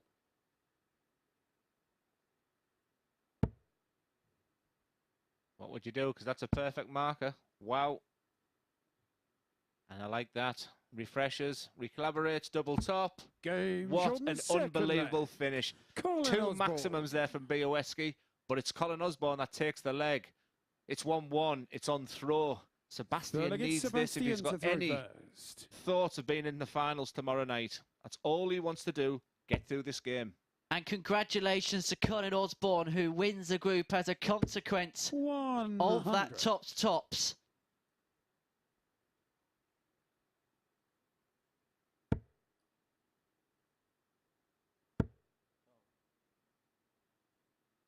140. Seb had to win 4-0 to top the group.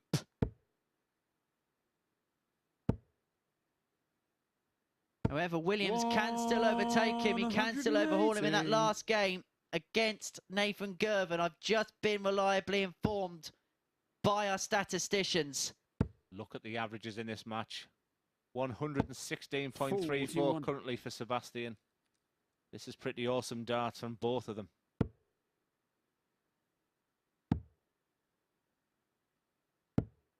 Thank goodness we've got statisticians. Cheeky ones, aren't they? They're giving us a hard time here. You're fine. I'm the idiot who's reading out the wrong stuff. I'm glad people listening in can into our production team in our luggles. 170. I will not be buying them a kebab now, that's for sure. You pick on Henry, you pick on me. 58. The good thing is we can turn them off if we want to. No, I'm enjoying them. For me, it's the best part, but I wouldn't tell them that. 58. Sebastian, you require 112. It's all going with throw right now. He looks a comfortable dish in there. 88. That's a great last dart. Białecki's doing everything right to win this game right now. All you can do is hold your throw. You can't do any more than that. 45. Sebastian, you require 20. Not a lot of pressure. Sorry, Henry, a lot of pressure on this double 12. That's a lovely marker. He looks focused. Double 6. Game shot on the That's third a cracking leg. dart. Great shot, young man. Great shot. Now you go back. Now it's the bonus. It's the Brucey bonus. Just let me try and break Colin and take a huge advantage and a giant stride to the final for tomorrow night. Just get yourself through. We know now, most definitely, it's become apparent he won't win the group. There's still a lot riding on the last game between Williams and Girvin. We will cross that bridge when we get there because the circumstances in that may be dictated by what we're going to see over the next couple of legs here. 45. That was a chance.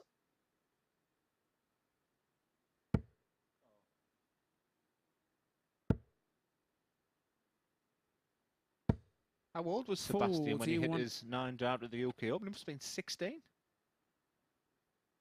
Was it 2 years ago? Because was it this year? This year he got the quarterfinals, didn't he? So 21 he hit the 9, 22 he made the quarters. So I think he was 17 at that point, which is absolutely ridiculous.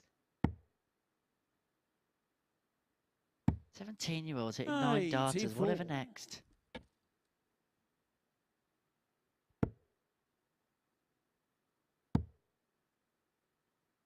Treble 19's been kind to so many 96. players this week, and right now it's exactly what he needs. He's taking a grip of this leg. Colin needs a score over 100, you would think. And he's just going above that treble 20 now, but what a final dart, especially the way they were lying there. They weren't ideal for Colin. 275, we might see the bull come into play last start if he hits the treble there. 59. And exactly the same with Colin here. A couple of single 20s, he may then go down for the bull. That's a beautiful first dart for Colin. Frustrated second dart from the T-sider. Big score from Bialecki would make things interesting, but 97. okay, the Colin, you 97 require puts some pressure on 110. this 110. Some interest in this leg for him still. Big favourite. Is at the hockey right now. Will he stay there? 70. That's good. Sebastian, you require 119. Good dart, 119. Is this your moment? Is this your moment, Sebastian? Bialecki. 99. Just underneath, that was the chance. Colin, you require They're 40. the opportunities you need to grab. They're the chances that you've got to take. It's Osborne for tops. Game shot on the 4 flag. It's Osborne to make it 2-2. The match is going with throw. It's still in the hands of Sebastian. But Colin Osborne is going nowhere. 5th leg, it's Sebastian to throw first. These two duking it out to the line. Sebastian Bialecki with 3 maxes to his name, an average of 94.02. 45. Compared to Osborne's 1 max, 88.62 the average is.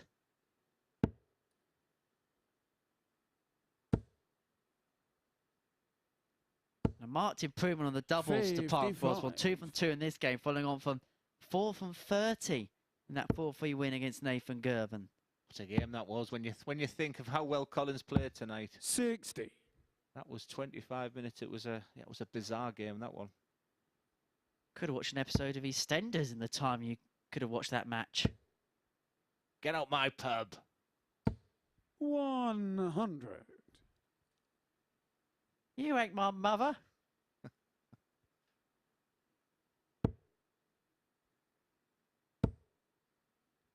This is good.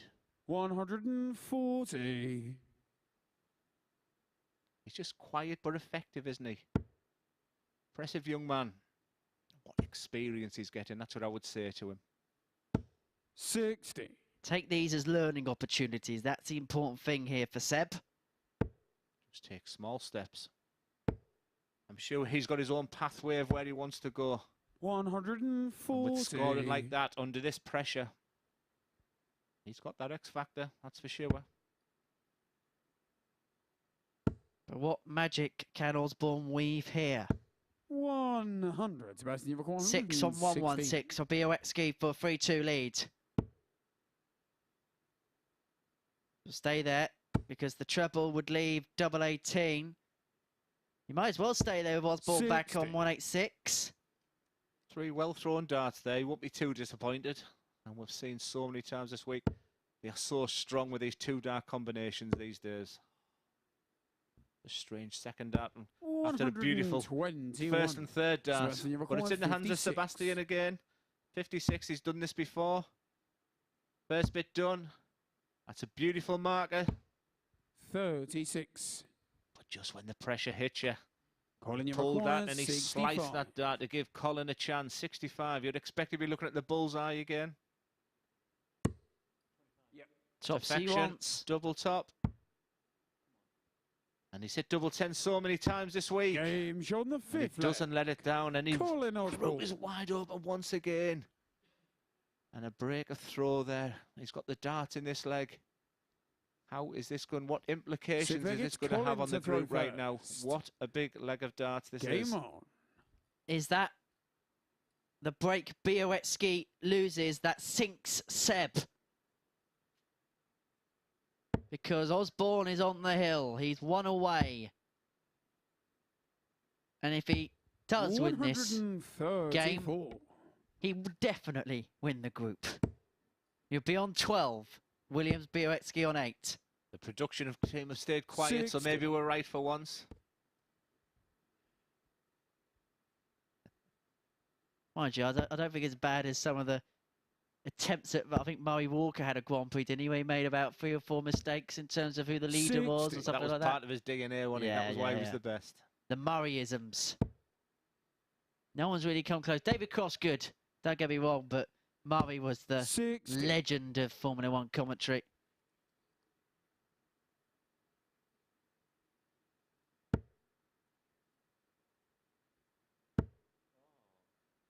This game just smacks of it going. 81. This is your moment, Sebastian. If you've got dreams of playing tomorrow night, that's a great dart. Follow it in. And again. Great dart, young man. 180. Job done. But Osborne here, 226, has 6 at it. And he's looking to make full use of that advantage. This is superb. 120. That's exactly what I've noticed about Colin. When someone is throwing that big right hook at you with a 180, he is coming back with his own combinations. It's still in the hands of Osborne. 100. But Colin what a McGuire, dart. 105. How pivotal will that last dart be there for Sebastian? 105 finish for the match. 5 for tops for Osborne. Game shot and To the finish match. on top Colin Osborne of Group B. And Colin Osborne will be alive in present danger at finals night, tomorrow night, or should I say tonight here at the MODUS Super Series with an 89.49 average, 180 compared to Białecki's 4. And it still wasn't enough for victory in this match. 80% on the doubles, with that 105 high checkup being one of 2 ton pluses for Osborne in that game. He's on to 12 points. Coming up after this short break, we'll see Scott Williams take on Nathan Girvan as we conclude Group B.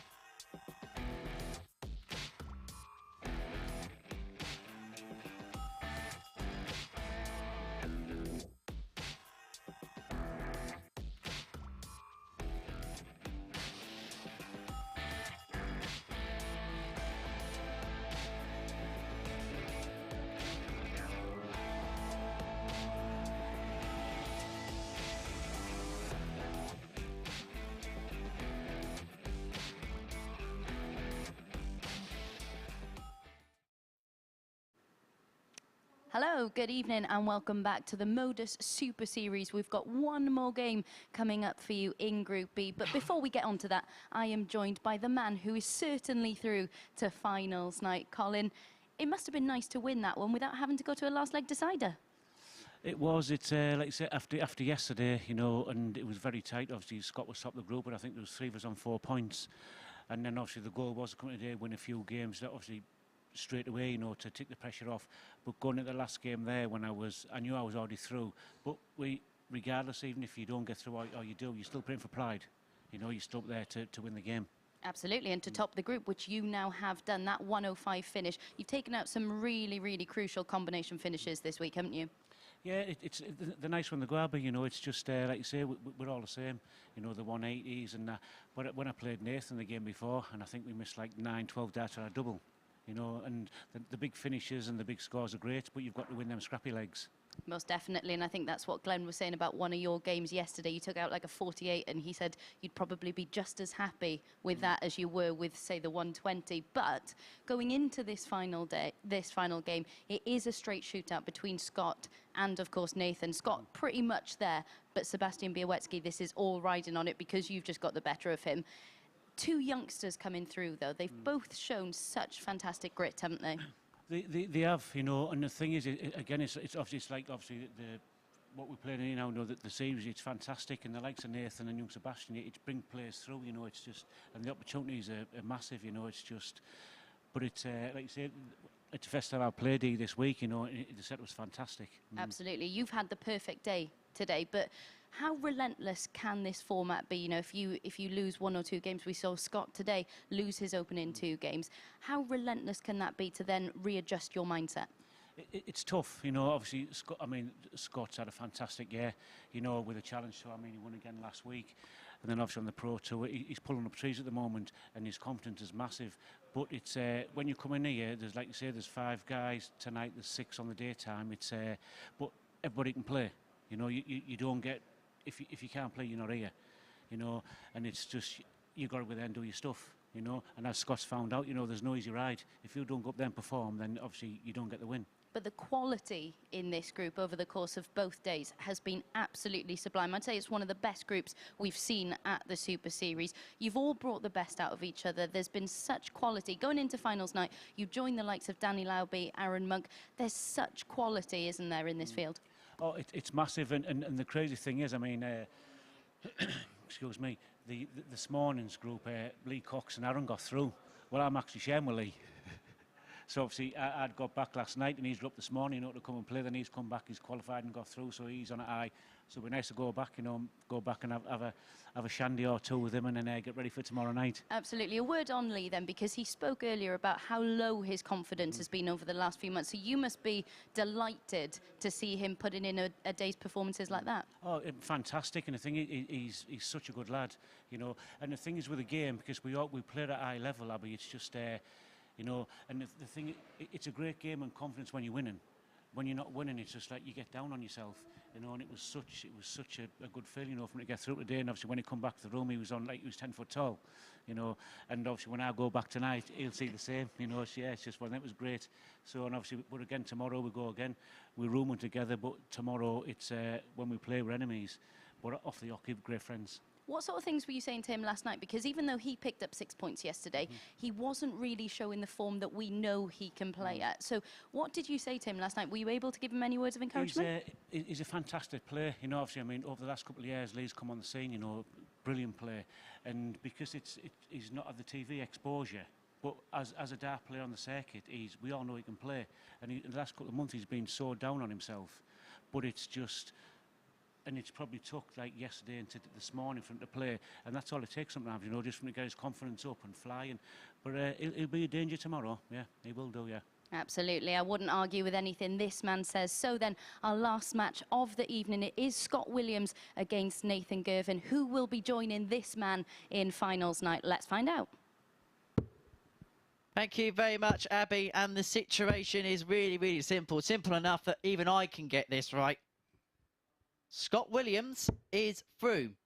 Nathan needs to beat Scott to qualify. Seb needs Scott to win for him to qualify. 3 cheers for the commentator. Glenn pauses. Any noise from production? Yay, we're right. The commentary team have got it right. I love that, the way he throws them 3 darts. But great to hear Colin Osborne there.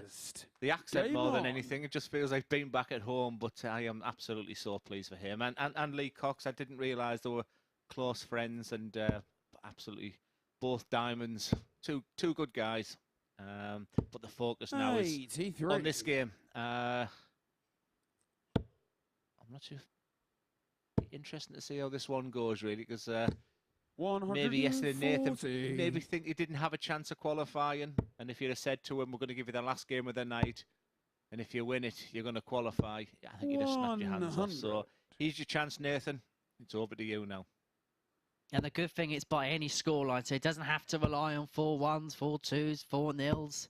100. I mean, the task is made doubly, trebly hard because he's playing one of the best players in the world right now. So, but like I said, if you'd have given him this chance, 60. I don't think he'd have cared who he played. So he's got to grit his teeth and get down all them things he's learned from Suits, all them things he's learned from Chris Mason. Now are your chances. 55. Now are your opportunities. And you're so correct in saying one of the best players in the world in Scott Williams. We're now on the Pro Tour this year. We are going to see him on the Pro Tour circuit next year, one way or another, unless something really dramatic happens, which I can't see happening.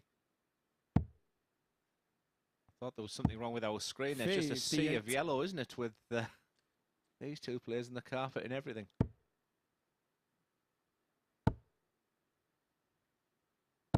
$140. He's got you back 148. 148 for Williams for a break in the first leg, with Girvan poised on 58. And after the conclusion to the last match, you wouldn't rule anything. 87. 144 was sensational, wasn't it? But here we go. It's the 58.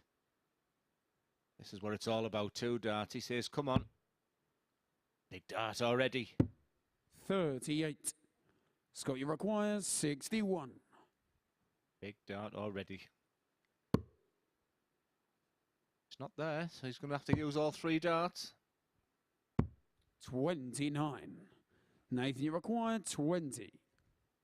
So double 10 for Nathan Girvin to get the first leg on the board.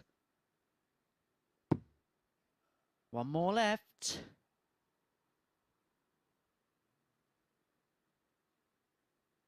Don't know whether he heard like a siren or something like that. It's very open, this church, and it is late at night, so you do hear the odd siren here and there. No, that's unlucky. Scott, you require 32.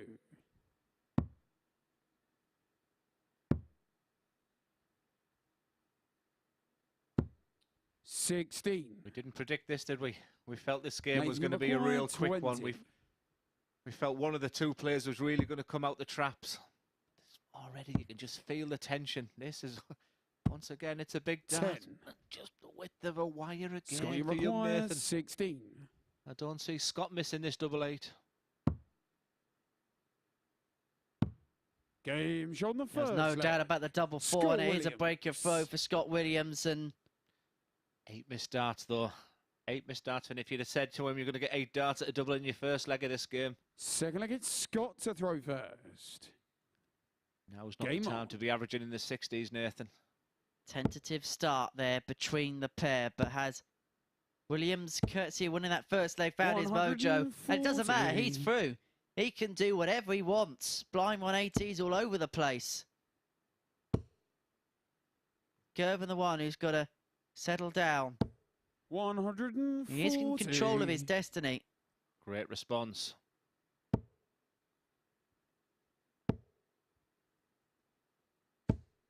$140.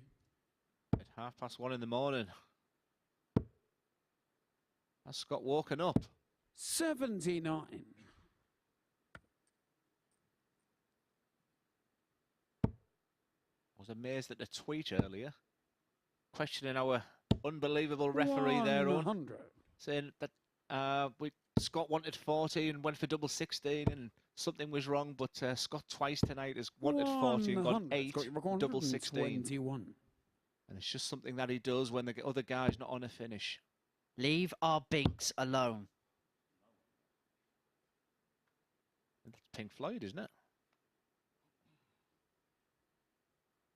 89. So 32 after 12, and Scott Williams is the one that's reacted following the missed 92. double fist in the first leg the best. Scott, you require 32.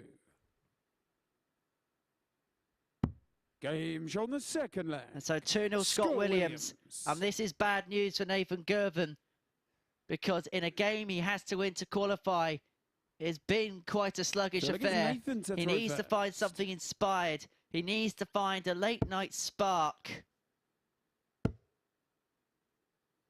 A bit more frustrating for him. He'd be looking at Scott's average. Average is only early 80s. It's not like he's blitzing him here. He's having chances. 57. To take them. And them chances have to be taken right now. 60. So the situation is simple. No matter what happens, we're going to see Scott Williams tomorrow night, which is going to be some spectacle in front of that crowd, I must say. Nathan has to win. Has to beat Scott to qualify. If he doesn't, it's Bialecki who would go through. I wonder if Sebastian's still next door watching this. 76.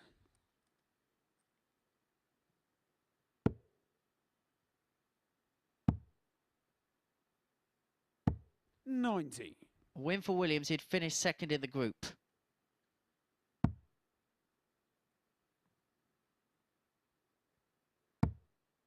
Even his treble 19s are deserting when he needs them most. What a fabulous last dart that one was. And leaves him a 3-dart finish, the biggest of them all. What a time it would be to find something inspired like this. He may need to find something inspired like this.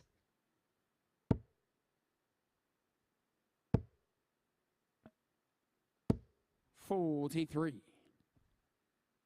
Width of a wire. Didn't you say earlier, Henry, or was it yesterday, that they're not his darts? Is it a broken dart and he's borrowed a set? So when you want your confidence of your tools of the trade, and they're not actually the ones that you're used to, it makes it doubly difficult. Yeah, they came off of our mate Andy Jenkins, 107. Oh, that wasn't far away from the treble 19, which would have left the ball, but Scott, you require 100. He leaves himself on top if Williams cannot convert this ton. Tops was the route, and so Girvin returns for that particular double to get himself back in the game at 2-1.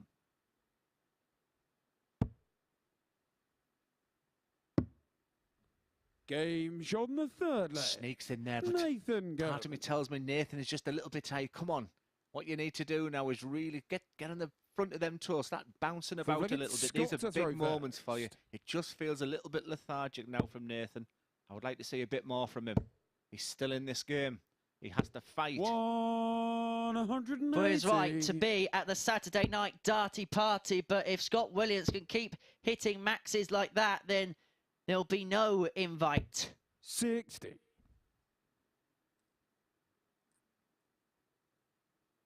Can you follow up, Scott?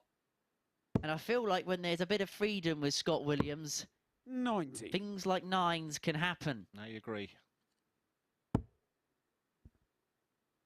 You know he's going to do something tomorrow. Yeah, it just makes the game ridiculously easy when he wants it to be. It hasn't been his night tonight. He hasn't, he's been far from his best.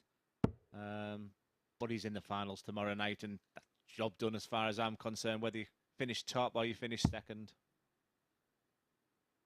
89. And what a welcome addition he will be. Can you imagine? Full crowd in there, full of Aaron Monk's fans and family, and he turns up and he goes bull one bull.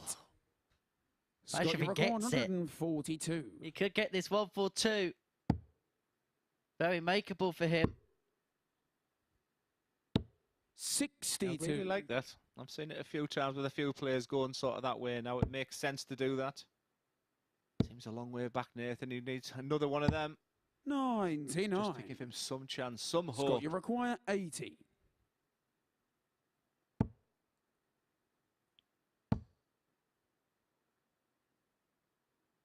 I'm looking at the big 8. Oh, no, he's gone straight for the tops. Why do you go 8 double 16 when you can hit tops like that, Scott Williams?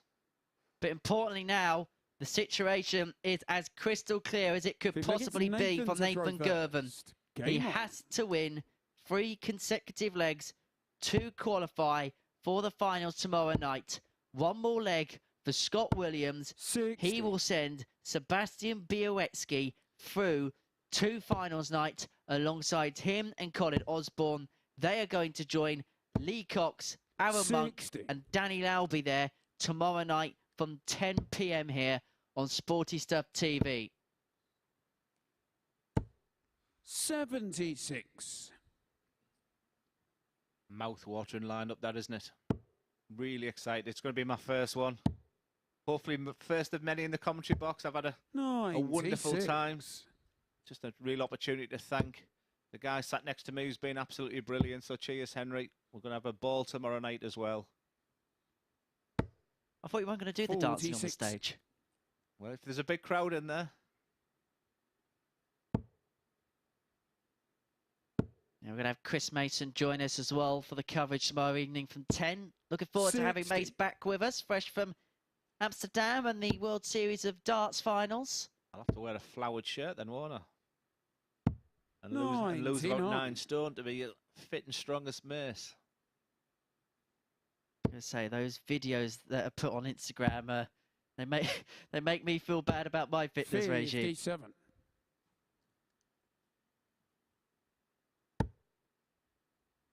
But there's still a chance here for Girvan. Needed that treble. Is the fat lady singing? Absolutely not. He's still in this game. He's got to keep believing. With a guy like this who can just hit 180s for fun, it's always going to be a tough task. And so Girvan needs the Shanghai to stay in it. To stay in with any chance of progressing through. Couldn't find the treble with his second dart. 100. And so Williams returns. Scott, you require 48 for a 4-1 win. And to finish with a flourish, 88. 40. But Girvan gets a reprieve. Nathan, you require 1 more 20. chance. It might be his last. It probably would be his last if he cannot convert double 10. How close is that? But he has to move across to the left.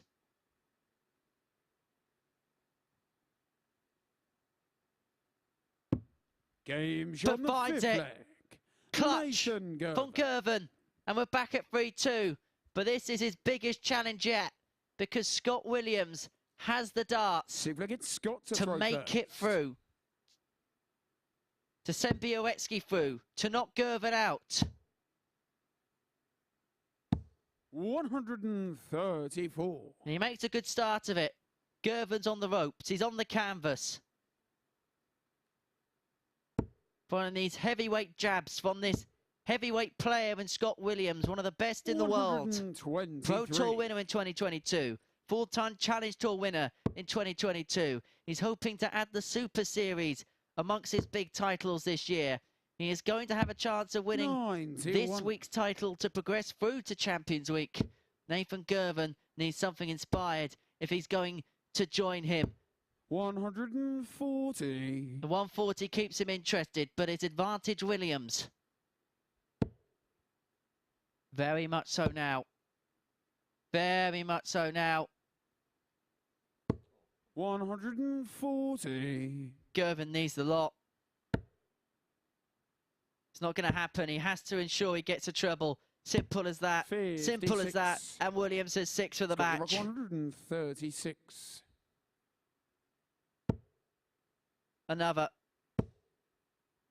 Would have been some way to seal it, but he is going to return. 104. And so Nathan Girvan has to rely on 3 missed darts, a double 16 from Scott Williams.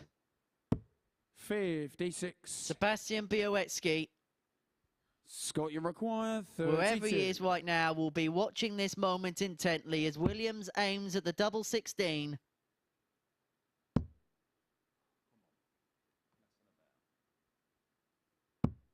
To claim victory. And it will send Sebastian Bialecki through Scott Williams will be in second place. Colin Osborne, top of the lot.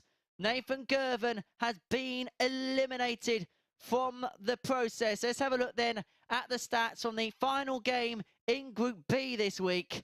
An 87 average for Scott Williams, 2 maximums to his name, 4 from 13 on the doubles, the 80 high out.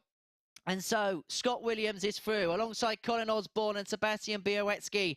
They join the 3 players who progressed through earlier this week. Danny Lauby from Group A, Aaron Monk and Lee Cox through Group C. And so let's get some final thoughts and reflections from the 3-time Lakeside champion Glenn Dennant. He's made his way up to the gantry to join Abigail Davies.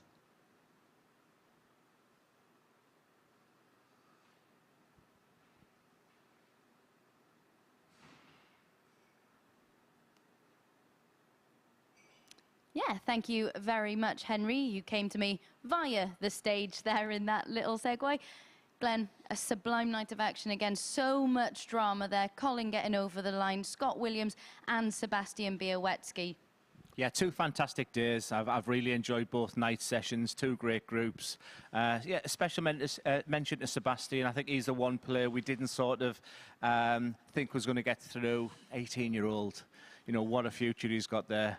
I'm a bit gutted for NVG there, Nathan Van Gerwen. He's at one point tonight, he looked like the real form horse. And that's what I noticed an awful lot about both sessions. You have these moments, you see people with that momentum going forward, but in the end, a great winner in Colin Osborne. Yeah, and I heard you and Henry discussing in the commentary box what Sebastian Bialecki would have been doing. I went down to the Players' Lounge during that game. He was sat on his phone back to the game. He's so relaxed. He's so relaxed, and you know, you've got to admire him. He's, like I say, he's very quiet, very polite, but when he gets in the hockey, he's got some grit about him, and he'd be a welcome addition tomorrow night. Most definitely echo those sentiments. Let's have a look then. Confirmation of how things have finished in Group B. I believe we can see the table there is Colin Osborne, of course, who's finished top, Scott Williams in second, and Sebastian Bialecki on 8 points there, getting through as well. What a lineup we are going to have for finals night. Aaron Monk, Lee Cox, and of course Danny Lauby complete the lineup for finals night. Glenn, it's a mouth-watering night in prospect. Oh yeah, I can't wait. I'm really excited. It's my first time in the commentary box, and I've enjoyed every moment of it. You know, it's a real hard slog at times. You know, so you've got to feel for the players, who's going to be the most freshest tomorrow. But what I have learned is the best player tonight doesn't necessarily mean he's going to be the best player tomorrow. Any man wins. I've got my eye on Aaron Monk as well. I think a full crowd of his family and friends in the game with him and Scott Williams is going to be an absolute drama. Absolutely, and I think tomorrow's lineup really sums up what the MODUS Super Series is about. You've got players like Colin Osborne, vast experience in this game, Białecki, just 18 years old, the likes of Aaron Monk, people who want to get back onto the PDC circuit and use this in conjunction maybe with the development tour, the challenge tour, in order to aid their chances of doing so. So it really shows, doesn't it, what this series is about? Yeah, there's a wide spectrum of players, youth, experience, and we talked an awful lot about that sort of this week as well. And, you know, the winner's going to really deserve it. And £5,000, you know, that can go in the Q School pot, or that can go in to do the WDF tour. There's so many options for players now. It's a wonderful time to be a dart player. Absolutely. Dartshop.tv to book your place in the crowd for tomorrow night. There are still chances for you to join us tomorrow night. Tickets are absolutely free of charge. It's just the drinks that you need to pay for. I'm not responsible for how much you spend at the bar, but please do come and join us for finals night. It promises to be a mouth-watering night of action. From us two, though, good night. Awesome job.